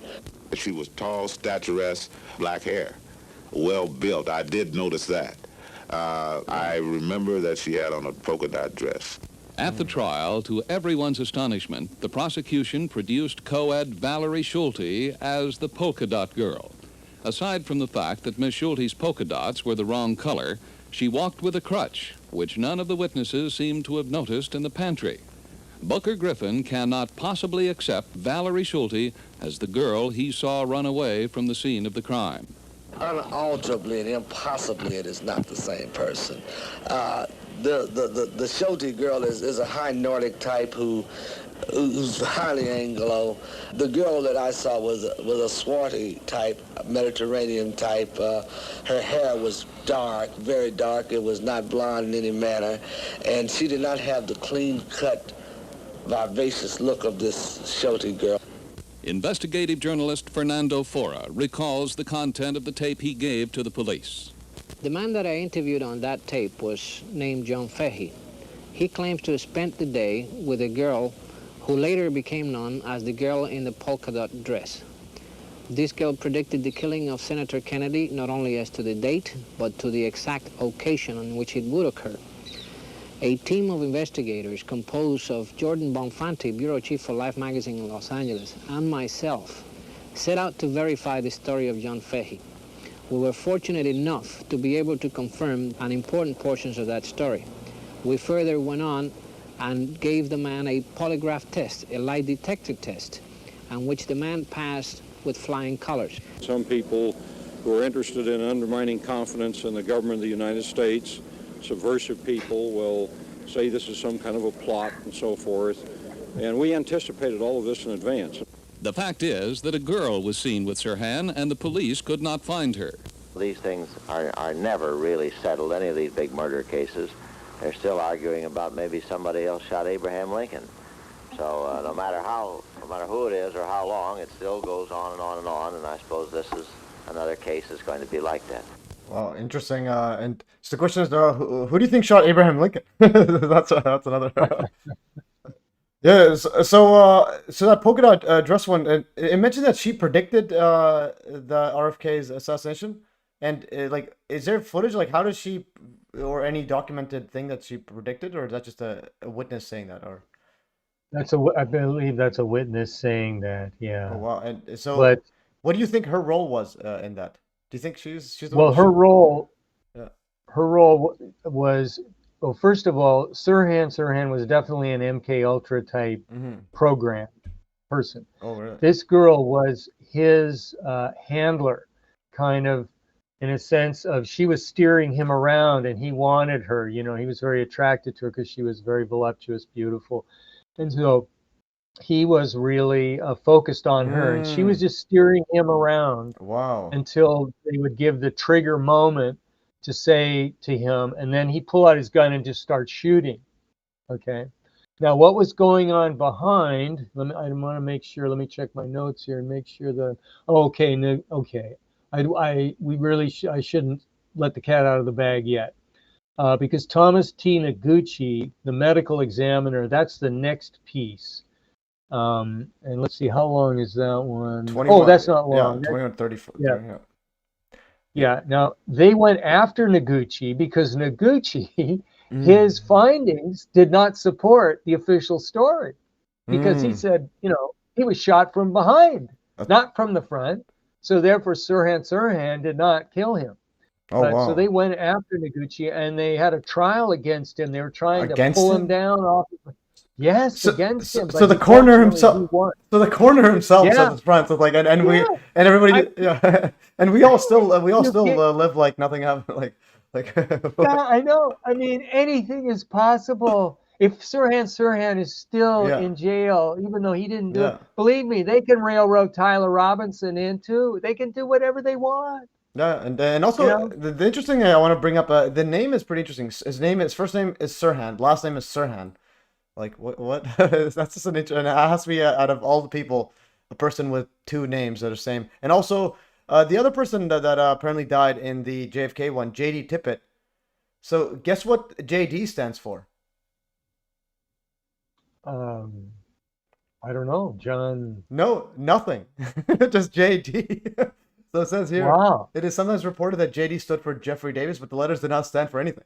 Like what? Wow. So we got JD and we got Sirhan. And this guy was shot and he looks like JFK. Like what? Apparently his nickname was JFK. That was his Wow. so Yeah. so That rings a I'm bell. like a pattern recognition guy. So if I see JD and it means nothing, yeah, and then Sirhan, it's like, I don't know what planet are we on? Yeah, that's pretty wild. Yeah, so you wanted to play that other 2-minute clip. Okay, I'm gonna Yeah. cue to let's copy this. 21 to 23:44, Yeah. and we'll try to power through. We have Yeah. 28 minutes based on your That's deadline. okay. We're doing good. Yeah, We're doing good. we'll power through based on your. Yeah, okay. So this one 21. Let's go here. Yeah. So the coroner is saying that he shot from the front, and then they from the back. Oh yeah, from the back, and then they took him to court because Yeah, they tried to crucify him because he wasn't holding up to the cover story. Yeah, and then it's like that was later. That was later. They did that to him. Yeah. Okay, let's play. Yeah, he was an honest coroner. Didn't suspect that. Got to watch that honesty, Get you in trouble. Yeah, that's quite wild. Like, okay. I'm Dr. Thomas T. Noguchi, the Chief Los Angeles County Medical Examiner and Coroner. Dr. Noguchi, how many gunshot wounds did Senator Kennedy sustain? The autopsy findings revealed that there were 3 gunshot wounds. A 4th shot passed harmlessly through the right shoulder pad of the senator's jacket. These 4 shots raised a problem which could not be solved by Prosecutor David Fitz without creating a serious discrepancy in the actual testimony. Former Ambassador Hotel Assistant Maitre d' Carl Euchre, who was leading Kennedy and stopped Sirhan, was the star witness. David Fitz has told the jury that you reacted after the 4th shot. No, I don't believe that. From the first time, right, when the police investigated it, I said after the 2nd shot, and I know it. Are we to believe the prosecutor, who was not in the pantry, or the prosecution's own star witness? Sirhan then was shooting blindly after the 2nd shot. Oh, yes, blindly, yes. He just was pulling the trigger. I even could feel when his hand was moving and pulling him, but he didn't see anything anymore where he was shooting because I had him complete covered with my, with the headlight. How far was Senator Robert Kennedy from Sirhan and yourself, Carl? Kennedy was as far as I can reach my left hand here when I had his hand, and he had his hand like this when I had his hand, So it was quite a way from Sirhan. And Sirhan was right in front of me, right in front of the steam table and between me. In front? In front, yeah. I had him right in front of me. I didn't let him pass me. I had my left foot on his knees, and I pushed him over. And Well, the time, how far would the gun muzzle be from Senator Kennedy's head? about 1.5 feet, I would say 1.5 feet, 2 feet. Dr. Noguchi, were you able to determine how far the gun muzzle was from Senator Kennedy's head? One gunshot wound was found behind the right ear, and there were abundance of a powder deposit on the edge of the right ear, and after testifying the similar weapon, we came to conclusion that the muzzle distance would be a 1 inch from the right ear edge and no more than 3 inches. How did your office resolve some of the discrepancies in that trial? Okay, yeah. So basically, yeah, you said right ear. Well, Mhm. it mirrors it. For some reason, it shows my left. Okay, I'm gonna go here. So right ear, based on my mirror, it mirrors the camera. So right ear, and they shot from like they said 1 to 3 inches or around there, no more than 3, and Right. it still had the powder on it from the gun. That's And right. And that brings us to our next character in the cast, Thane Eugene Caesar. okay. He worked for Lockheed Aircraft. I believe he was a security guard there, and he was in a highly classified area, aka known to be CIA controlled. He was moonlighting as a security guard for Robert F. Kennedy. And he's the man that led him in through the kitchen. He was the one that's standing behind him. He says he never owned a .22 caliber, which is what killed Kennedy in the rear, but it turns out later he did own one, and he did admit that years later. In fact, he sold that gun that killed Kennedy to a friend of his. But this guy was, a Ku Klux Klan type, lived out in Riverside, hated the Kennedys, and he was the one that was hired to do this, and he got away with it. Okay. Yeah, and basically, yeah. So you're saying this guy is actually the one who shot him, and he's a security now guard. there could be other shots, because now here's the other thing that's interesting and ties into the Charlie Kirk thing, is that there were other shots fired, some of them probably from Sirhan, but there may have been another shooter as well, and those shots went into the walls around the kitchen. And one of the things the LAPD did was they were ordered to go there and remove all the wall panels. They were actually destroying the crime scene immediately. Yeah, that's It's just like the Charlie Kirk thing. They pave over where he was murdered. I think it was the next day they paved over the whole thing. Yeah, and Yeah, and do you remember also about the Charlie Kirk one? Did you see that one where they had that same? I think it was the same Boston Marathon person, like the one that guy that was creating a diversion. The first suspect. Zinn? Yeah. So Yeah, he was a Zinn, Boston Marathon. He had a fake bombing in there. Suspect. Yeah. I think it was Zinn or something like that. Yeah, and he admitted when he was at the hospital, he was bragging that he was paid to do that, to create that distraction. Be nice to know who paid him. Yeah, that's wild. And then he was also in a recent documentary saying that he knew that the 9/11 attacks were going to happen or something. I don't know. Yeah. Could be. Yeah. Could be. And also, this is the notice the eyes are a bit weird for the Tyler Robinson. Can you see his left eye is like cross-eyed? Can you see that? Yeah, I guess. Yeah, a bit. Yeah. Yeah. So that's just a weird little nugget. Okay, so let's play this one here. And yeah, so you're pretty certain this guy's the one who shot it, because you know how the JFK one, everyone's still arguing who he shot him, why he shot him, whether it was like a teleportation or or a squib. Or let's say play this right here. So you're pretty sure this guy shot him? Yeah, that's what Mae Brussel really centered in on too. Okay. Yeah, I'm pretty sure this is the guy. So interesting. So basically, the one that has no video is the one that we're certain was the shooter. Yeah. Yeah, that's. But we have the forensic material, and we also have where exactly Eugene was.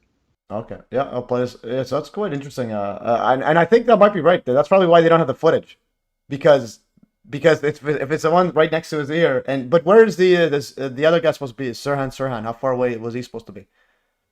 Just a few feet in front of Kennedy. Okay, and that's what that last witness was saying.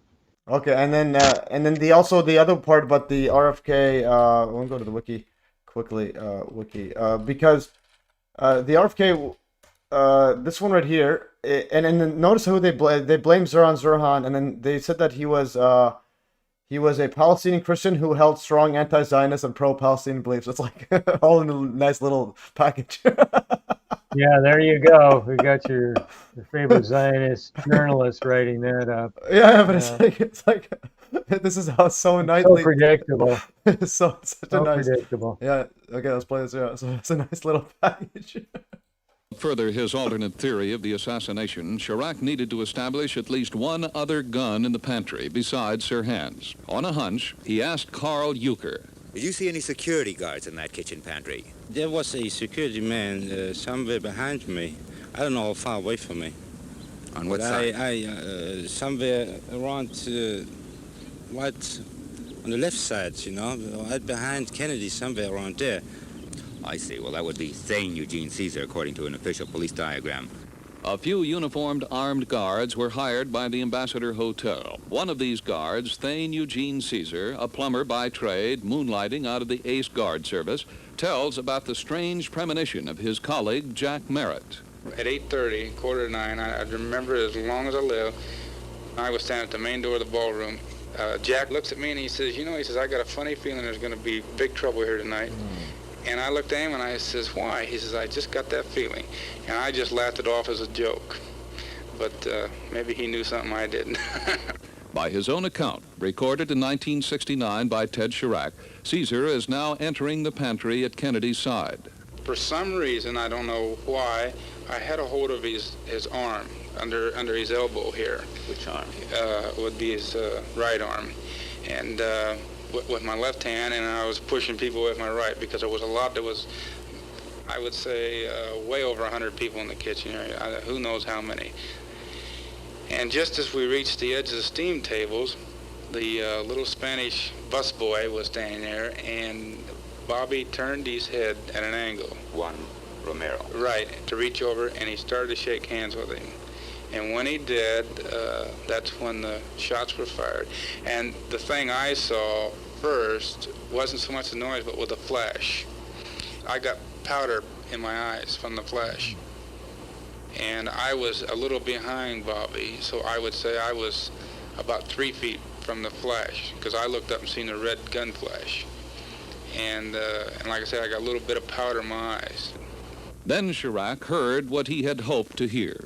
When the shots were fired, when I reached for my gun, and this one I got knocked down. Did you get your gun out of your holster? Yeah, but it didn't do no good because I'm on the floor.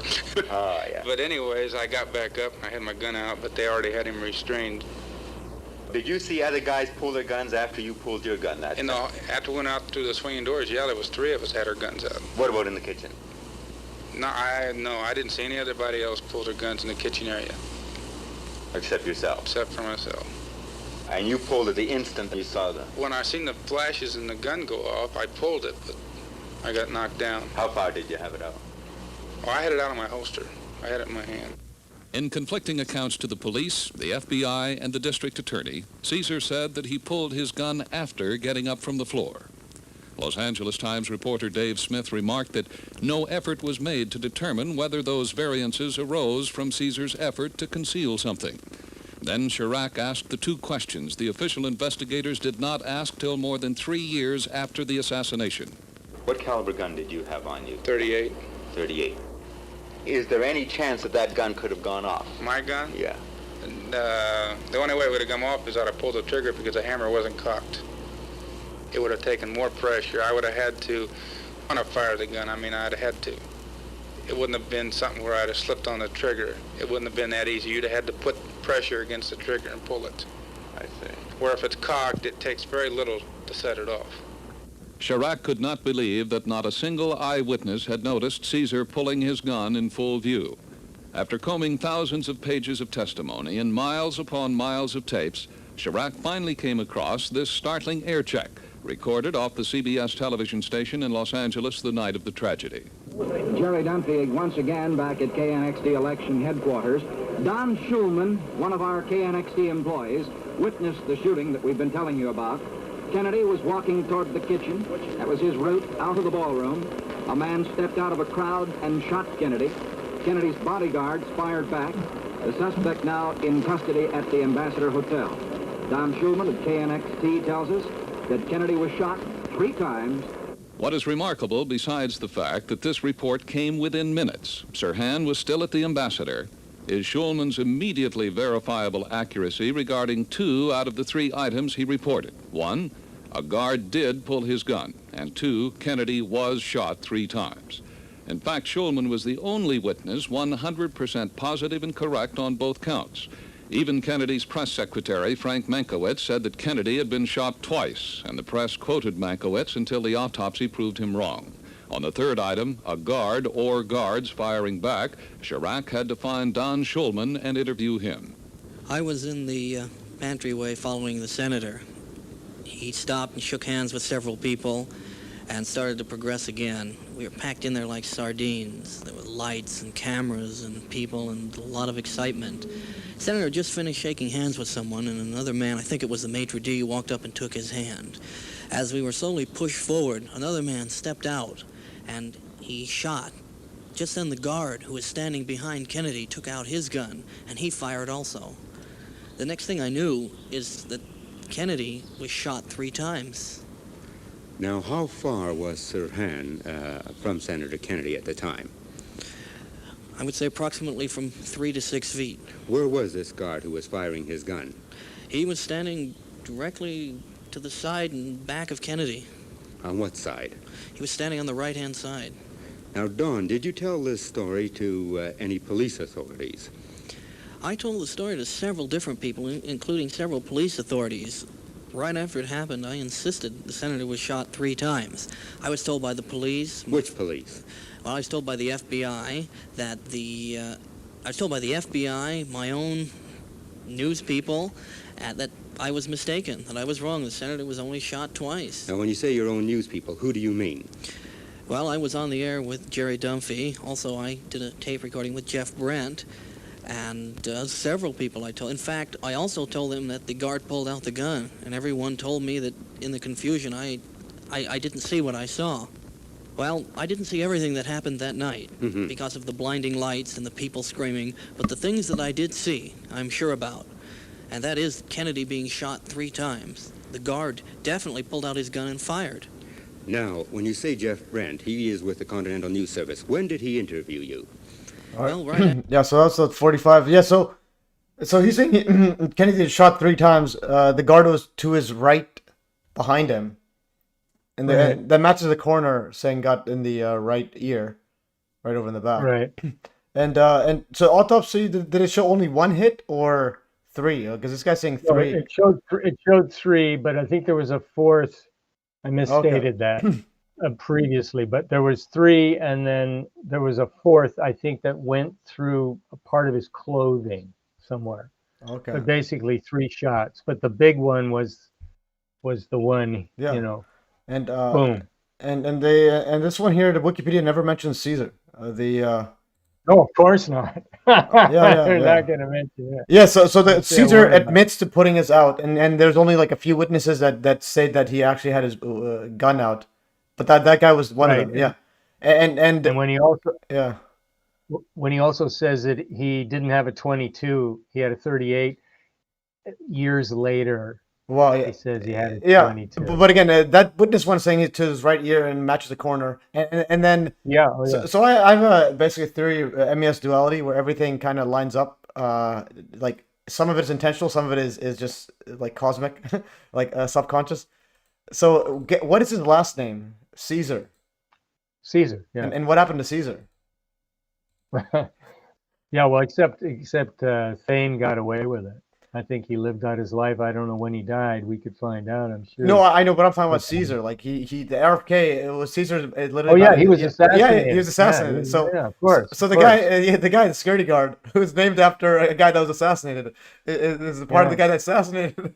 And but the fact that the Wikipedia doesn't mention him, that's like that's pretty much we're done. It's a big glaring hole. Yeah. Well, we just solved it. Okay, we can go home. We can go home already, because it's kind of like 9/11. You search up Beauty Wood, it's not there. I'm all right. We're done. Let's go home, guys. Yeah, exactly. You know, if they don't have it listed. Yeah. Yeah. Especially when they have the other clowns listed. Okay, yeah, so they have that.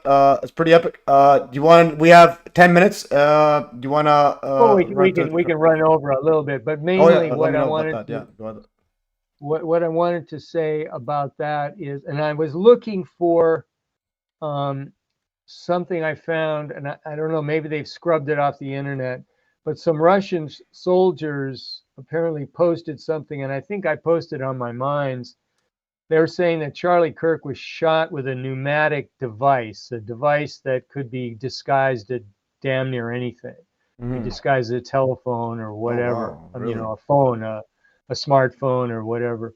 But what I have listed in the notes is essentially Candace Owens and some of her best reports, and I've got it from most current going back. Okay. So if you know, the best thing, if somebody out there wants to watch them all, start with the one at the bottom and work your way up. Oh, from the bottom, But bottom up. Okay, bottom up. yeah, because I wanted to have the latest at the top, but she has done so much work on this. She has uncovered so much. She's got so many contacts now, and even some government people that are doing it on the sly. They don't want their names mentioned or giving her information. And then she goes and corroborates with other people. But there are some interesting elements to this. There were these two Egyptian planes that were flying around following Erica Kirk and Charlie Kirk everywhere they went. And these Egyptian planes had some military people aboard. And there's a possibility that, you know, you can't just have a foreign airplane come into the United States. That has to all be cleared through the State Department.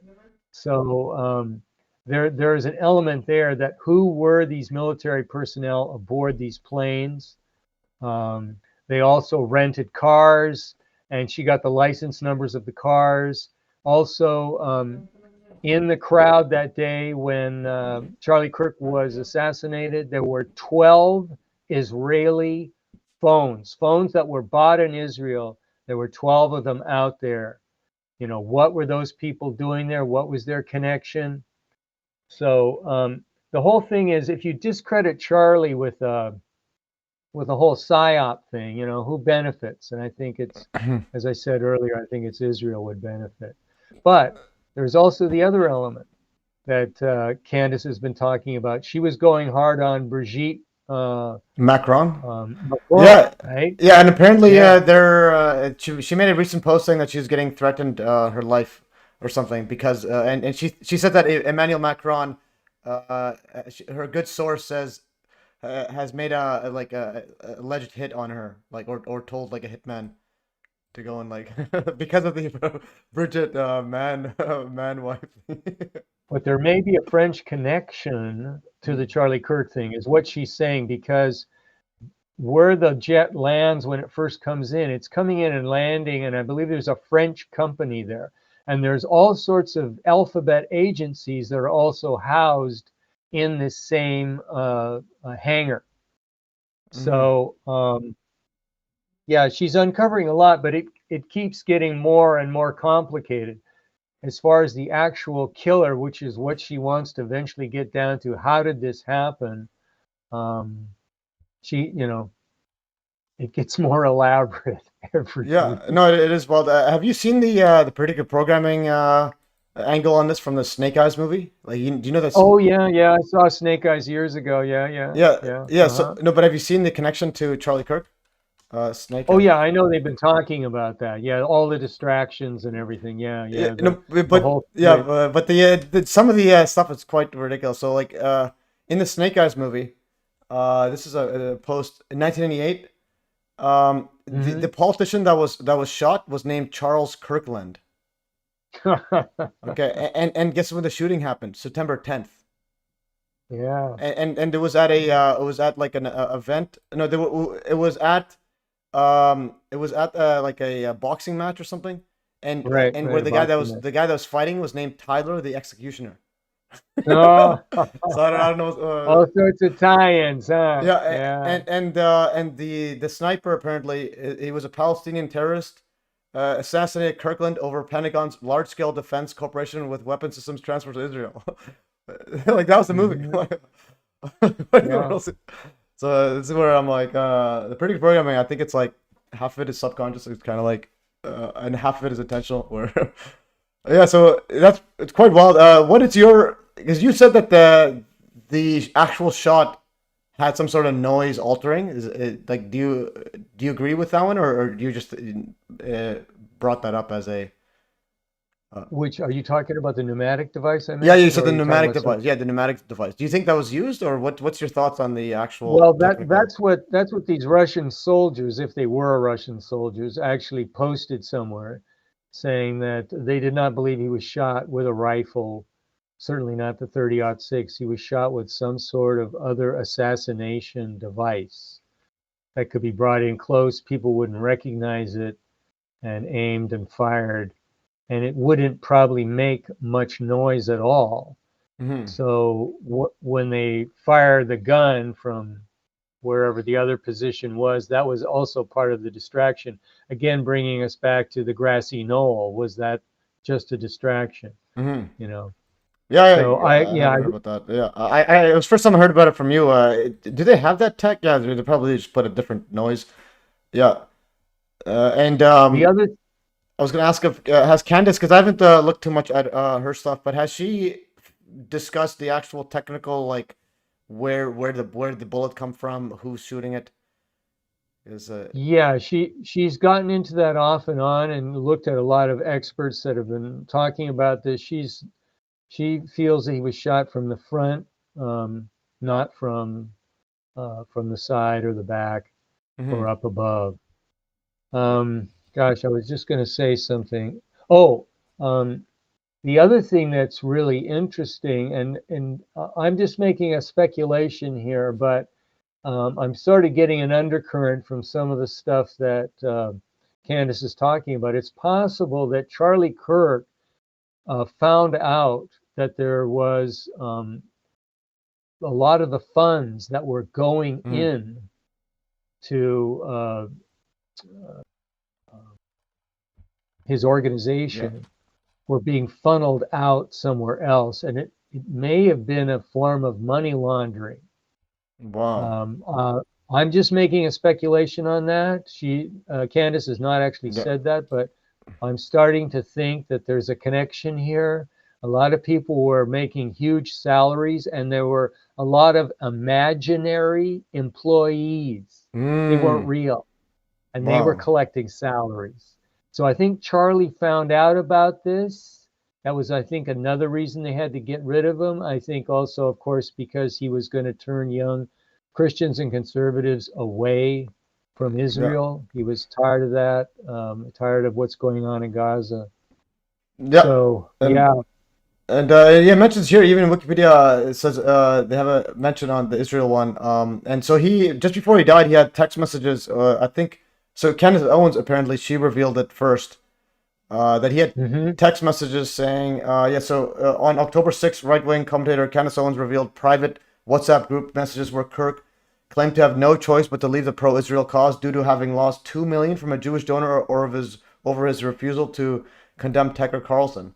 And a day later, Turning Point USA spokesman published a video confirming authenticity of the leaked text messages. Interesting there. So it looks like big money involved. And another point I want to make, because when my view of psyops is different than others. Basically, even if it was a psyop or not, my view is that even if he was killed because he's waking up to whatever, it doesn't necessarily mean he's without guilt. It's just more that it's kind of like when the mob removes someone in their own mob, like they can kill their own guys, but it can still be a psyop, but because the mob kills their own guys. Yeah. That's kind of what I mean by that. But especially when there's money involved, and he has an absolutely massive following, and in that public arena, because I actually think the footage is real. Like some people were saying it's fake or AI. I looked at it from as many different angles at the same time. They all coincide. I saw that presentation you did. Yeah, that was good. It's hard. It's one of those where it's like someone would need a 3D model. So and to do that out in the public, And what's interesting is his wife's older than him, like, and she was somehow connected to Trump's beauty pageants, and her dad was architect for, like, designed Trump Tower or something. So it could be like the she could be the handler, and be like or some sort of honeypot. Possible. I've often wondered if Yoko Ono was a handler for Oh. John Lennon, because she comes from big money. And that's I an don't know. interesting Yoko Ono, and her name is pretty wild too, Yoko Ono. Yeah. And oh, I was gonna mention another thing. So the Oswald's wife is still alive. I was gonna ask her to join the live stream, but she's 84 years old. And Wow. and Sirhan's still alive. If he's out of jail, or they allowed him to have a few hours, join my live stream. I doubt it. I bet he's still locked up. But can you imagine they allow him a few hours and I'll be all over the news? Sirhan's interviewing a 9/11 conspiracy theorist. Yeah, yeah. And you'll be there too, Alan, if that happens. Yeah, that'll be quite wild. Yeah, so about the Charlie Kirk one, yeah, so what do you actually think happened in how he shot? Because I saw the mainstream narrative. There's not a chance in the world the guy will shoot with one perfect shot and that far away, and the guy's like a kid who's like never shot before or something like that. Yeah, no, yeah, I know. It's like the crooks claim, about the shot on Trump. Yeah, no, I think it was a professional hit. It was a military hit. I think there's multiple governments involved. And as far as exactly how it was done, I have no idea. I wish I could find that article that I found about the Russian pneumatic device. I think I posted it on my Minds like months ago. I'd have to dig and dig and dig and see. But I think it's been scrubbed from the internet, because I was trying all sorts of keywords that should bring something up. Nothing. Wow. So I think they've been really careful on scrubbing that out. Okay. Anyhow. Yeah, but here's Yoko Ono. She's still alive too. So if someone Yeah. could reach out to her, and yeah, that'll be. Did you control John Lennon? No. You haven't killed. Yeah, so I think she's gonna. the John Lennon, because again, a lot of these stuff that's happened was a lot of it before I was born, and I didn't even look into politics until like 2016. So John Lennon, can you summarize? He was shot. Explain. Yeah, he was shot at the Dakota. The Dakota was an apartment building in New York on, I believe, 92nd Street. I lived 2 blocks from there in New York, and moved up to Danbury, Connecticut, and Lennon was shot within days after I moved up there. And I remember they had a candlelight visual for him in front of the Dakota. I think it was Mark David Chapman, who was an MK Ultra project. I believe also his parents had dinner with the Bushes. Wow. Right, like the night before or something like. Really? Very, very close to the time. Yeah. Wait. So, yeah, and Mae Brussel. Wait. Who crossed had paths. he had a dinner, or his parents? Who had the dinner? His parents had a dinner with George Bush Sr. I think. Oh man. Yeah, I mean, there's a connection. Some of these parents, they absolutely they donate their kids to these weird projects. It's I think what's her name? Joan Baez was a victim of that. She's often allured to that. But Mark David Chapman was brought to Mae Brussel's house by some nefarious girl that had some connections, and Mae Brussel thought she recognized this guy, and sure enough, later it was the same guy. So, yeah, the spooks are out there, man. Yeah, definitely. They're circling around any people of interest. We got to watch ourselves, buddy. Yeah, and that's where actually Judy Wood had the quote that I got from her when she said she was at a conference, and yeah, she said there was more spooks than a haunted house. Yeah, I believe it. I Yeah. believe it. I think if you need ideas for a cartoon, that could be one. I could use it for a thumbnail. I had to use AI for another. I should have actually asked you. That'd been a good one. Yeah. But no, this is epic stuff here. And the one thing again, someone messaged in Odyssey said apparently some people still have confidence in the government of the United States or just in any government. It's like, especially it's like all the SIPes happen or the just the events happen, and it's like it's clearly not the government narrative. yet everyone just goes on with their day as if everything's fine and Yeah, I dandy. know. Yeah, That's right. and people Go along to forget, get along. and people forget COVID happened like 5 years ago, where they're locked up. Yeah. Oh, yeah. Yeah, That's and right. yeah, They don't want to. They've got it blotted out. They don't want to go there. yeah, Yeah. it's just Oh, yeah. and Most people live in a psyop. They live in one. Yeah, it's Day in absolutely. and day out. It's much easier, They just fit in and go along and Yeah. do what they're told, and that's the way to go. Yeah, so everyone's like an actor. Everyone's an actor in life. I think you mentioned that Wilhelm Reich actually mentioned that. I've been reading that book. Yeah, there's a lot of actors going on with their life, and I want to quickly show the this was the Bill Cooper one. So I had this is the one. Yeah, so and this can you see this GIF right here? This animation? Yeah. That was actual That's footage. the Mujahideen, right? Yeah, that was the actual That's the yeah, at the jungle gym. Yeah. Yeah. So I made Yeah. this one here, Al Qaeda training facility found. Yeah, exactly. Yeah. And then this was another. This is the one my my soccer coach was absolutely stunned. He's like, this is Yeah, like, it's not exactly. real. Yeah. It's not, this can't be real. It's anti-Soviet warrior. Oh Yeah. man. So Yeah. and there's him, and he's apparently like 6'5". So it's yeah, he's like a basketball player height. Yeah, and this guy was shot down. So and guess who guess who pretty much like mocked this guy, Mark Dice. You know Mark Dice, the right wing guy. Oh, I've heard of him. Yeah, I've heard of him. I don't follow the guy. Yeah, I when I first woke up, I used to follow the right wing ones, and then I realized they're all a bunch of clowns. But he had a video way back saying that this shooting was justified on Bill Cooper, blah blah. Like it is just the saddest thing ever. Yeah, no kidding. Yeah, but yeah. There's some real sick people out there, man. Real sick. Yeah, and there are a lot of spooks. Like they're literally out there making money, making fun. Yeah, but no. Yeah, there are a No. lot of spooks. All right, yeah, yeah. So, and anything else here? And also, if you get in contact with Yoko Ono, you can you'd be surprised. Well, she's 92. Yeah, man. 92 years old. Yeah. So John Hutchison's 80. I think that woman would be on such an other wavelength. I don't know. She probably would. She would probably be so woke and so left and so into if I have climate change. Yeah, if I have to for the live stream, I'll be more woke than you'll ever. I'll wear like a rainbow hat or something. I don't know. Well, I'll invite her to a tree hugging stream or something. There you go. A Pride Parade tree hugging stream. I'll be like naked. Whatever it takes. All right. Yeah. And yeah, that'd be pretty next level. Yeah. Any other thoughts here? And I have the Warren Commission one and you said that the Warren Commission, they literally trashed Oswald in the Warren Commission. Like they trashed. No, it's in what May was saying. It's in the Warren Report.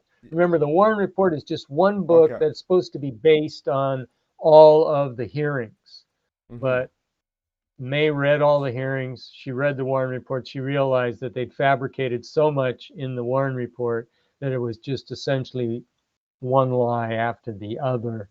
Yeah, that would be this one here, the Kennedy. I think there's a PDF here. I just wanted to quickly search because she mentioned something. Yeah, this is these are hearings. Oh, these are hearings, so it's not this one, or would it be this one? There's a giant report, 968 pages. No, the Warren Report is just a book, a single book that anyone could read. That's what they released for the public to read. Okay, See? okay. That was the cover-up book.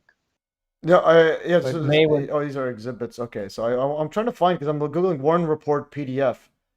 I want to get the full PDF, just so I can do some searches. Okay, this one here, investigation. The final report. Okay, this is probably it then. I would assume this is it. Where's Warren? It says the investigation. This one here is Warren mentioned in here. It says book 5 though. No, it's just a single book. Okay, it's book V. Yeah, that's because I wanted to search up on what they called Oswald and all that because they said he was like mental issues. Blah, blah. Well, it was what was it? Louis Nizer. Louis Nizer. The Warren Report. Okay, Willie. PDF. Try that. How do you Louis spell? Nizer. I'm not trying to spell Nizer. You can just Lily type in Nizer something. Warren Report. Louis Nizer, I guess. Okay. Warren Report. Louis Nizer Warren Report PDF. That's Louis, isn't it? Yeah, someone says Gonzo Johnny says pink beard. Yeah, so when I do my interview with Yoko Ono, I'll have a pink beard, and it'll be Russia Judgment right here. No, that's Mark Lane's book. the Okay, official Mr. one. Louis Nizer. Mr. Louis Nizer. There's the proper spelling of his name. Now, Louis Nizer. Change your Louis up there. Get that correct. Oh, the official Warren Commission report. This one here. Yeah, there it is. There it is, buddy. Yeah, that one's a paid one. I was supposed to say PDF. Or they should... Oh, there's probably one out there. Yeah, because it's like major thingy. I would think archive.org probably's got it. Okay, official one. Okay, so I think I found it. This one here, found it. Okay, so 998 pages. The complete text and specifically, this is with special analysis by Louis Nizer. Okay, that's probably it and then. that would be it. Yeah. And then yeah, there we go. Commentary. Yeah, that would be it. What keyword should I search up quickly before we end this stream here? Oswald. I guess. See, where's he? Yeah, but he's mentioned 5,000 times. okay. What was mentioned about him that was like a biggest lie? Like a psychiatric or unemployed. His mental. And he was sexually impotent. And then they said he was impotent too. Okay. Yeah. We are dealing with the imponderables. No. I think there's something in there. Let's see if it shows in there. Misconduct. Okay. Is it okay? Yeah. Okay. This is misconduct. Oh, there it is. Impotence. Right there. His recent marriage disrupted by frequent separations. Yeah. So Oswald. Yeah. Okay. Whenever they have like such stereotypical reasons, like Oswald's rejection of capitalism and communism made it impossible for him to live happily in either the United States or in Russia. That's why he's moving back and forth. Not because he's doing missions, because he just couldn't live in capitalism or communism. Like, do people even know what? Yeah. Ask any random person here. They don't even know what like system we're living in. We're living in some sort of mix of. It's like we're in Canada, yet the natives guys can take your house and Canada will allow it. Like, all right. Yeah, exactly. It says his recent marriage disrupted by frequent separations, quarrels, long periods of sexual impotence. Why do they have to? The person writing this is probably having a field day. Yeah. He's having a ball because he knows the power brokers are all for it. He's covered. And they're paying. Yeah, and they're paying him too. Yeah, they're paying him like, yo, make that. Yeah, absolutely. It's like they hired Stephen King to write some of these. Inability to provide. He's laughing all the way to the bank. Yeah. Inability to provide simple comforts for his family, no doubt added to its toll to his troubled mind when they're, when they're storytelling. That's when you know it's just completely nonsense. Yeah, so we found out that's pretty wild. Yeah, and I like cross-referencing just to see if someone's accurate. So like that was Mae Brussels. I cross-referenced her exactly word She's for word. Very, very accurate. Mae Brussels, very accurate. Believe me. No, this is she good. doesn't give you any crap. No, this is good. I'm gonna save this one. I'll actually I'll have a listen when I have a chance as well. Or might read it just to see what kind of brainwashing there is. Yeah. So yeah, that's pretty epic. Yeah. Thanks for joining here. And again, guys, all the links to everything here. Any final thoughts for the audience? And yeah, all the links will be here. Read up all this stuff there. The last link covers this one here. Brendan O'Connell. Yeah, we don't have to watch that, but I mean the last link this is a good one covers basically and it's a Hive article about the tech okay.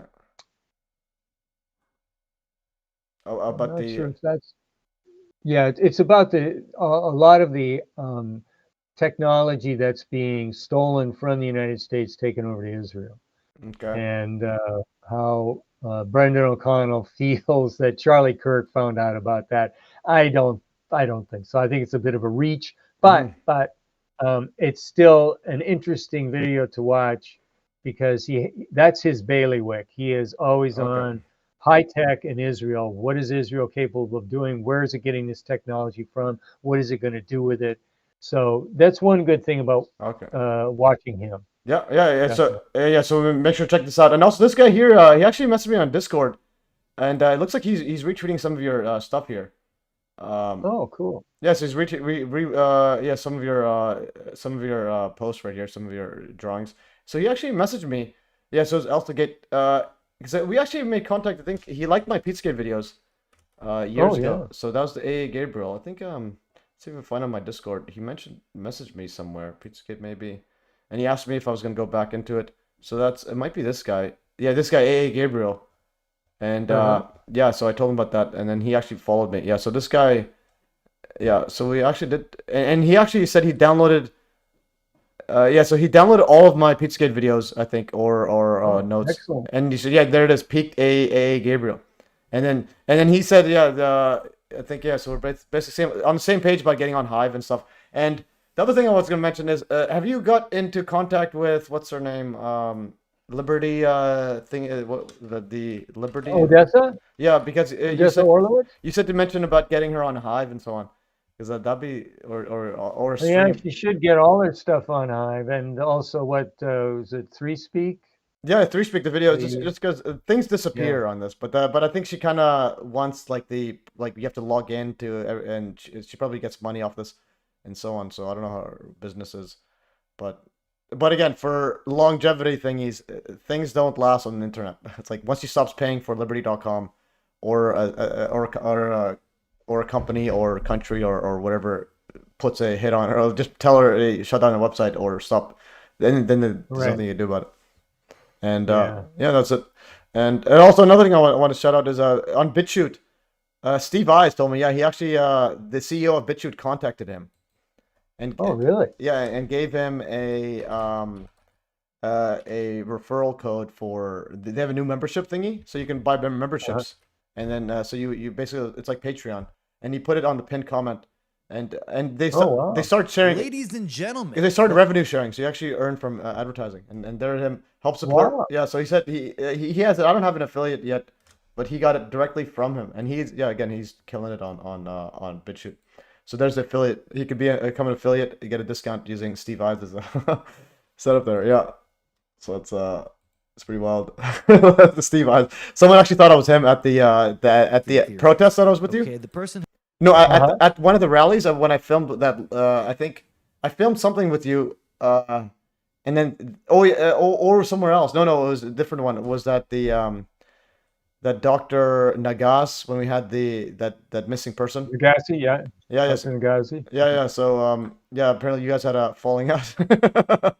Yeah, he believes in the virus, he believes in the virus model, and I was trying to get him to to re-examine that a little closer, but he won't. Yeah, I brought that up when we had him on my show, and then I just brought him up. What's your thoughts? But he's just a super, doesn't even want to consider it in any way.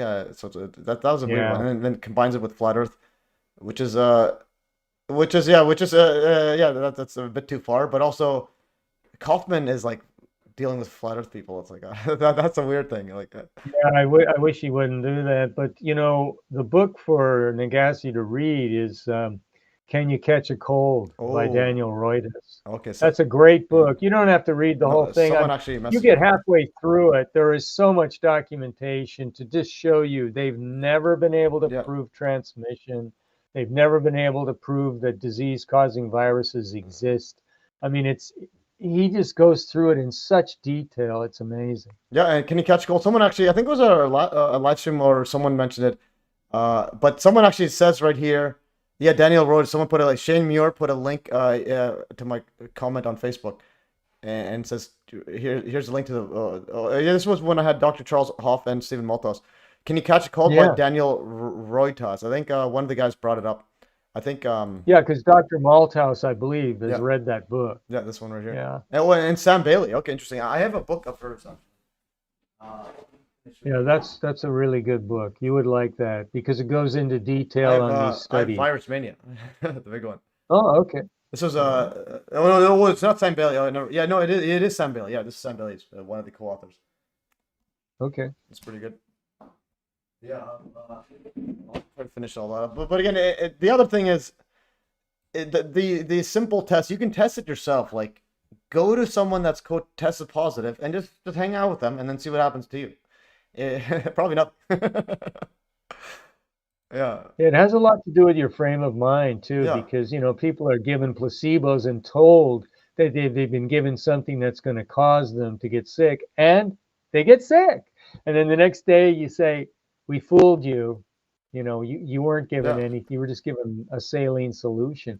And within a little while, they're better again. You know, it's it's placebo the power of effect. the mind. Placebo effect. Yeah. But the thing is, it's like that's actual. That's how it is. Like placebo effect. It's just your mind and body are linked, so that if you're fearful, your body goes into a fearful state. That's right. So that's and then also someone says on Rumble.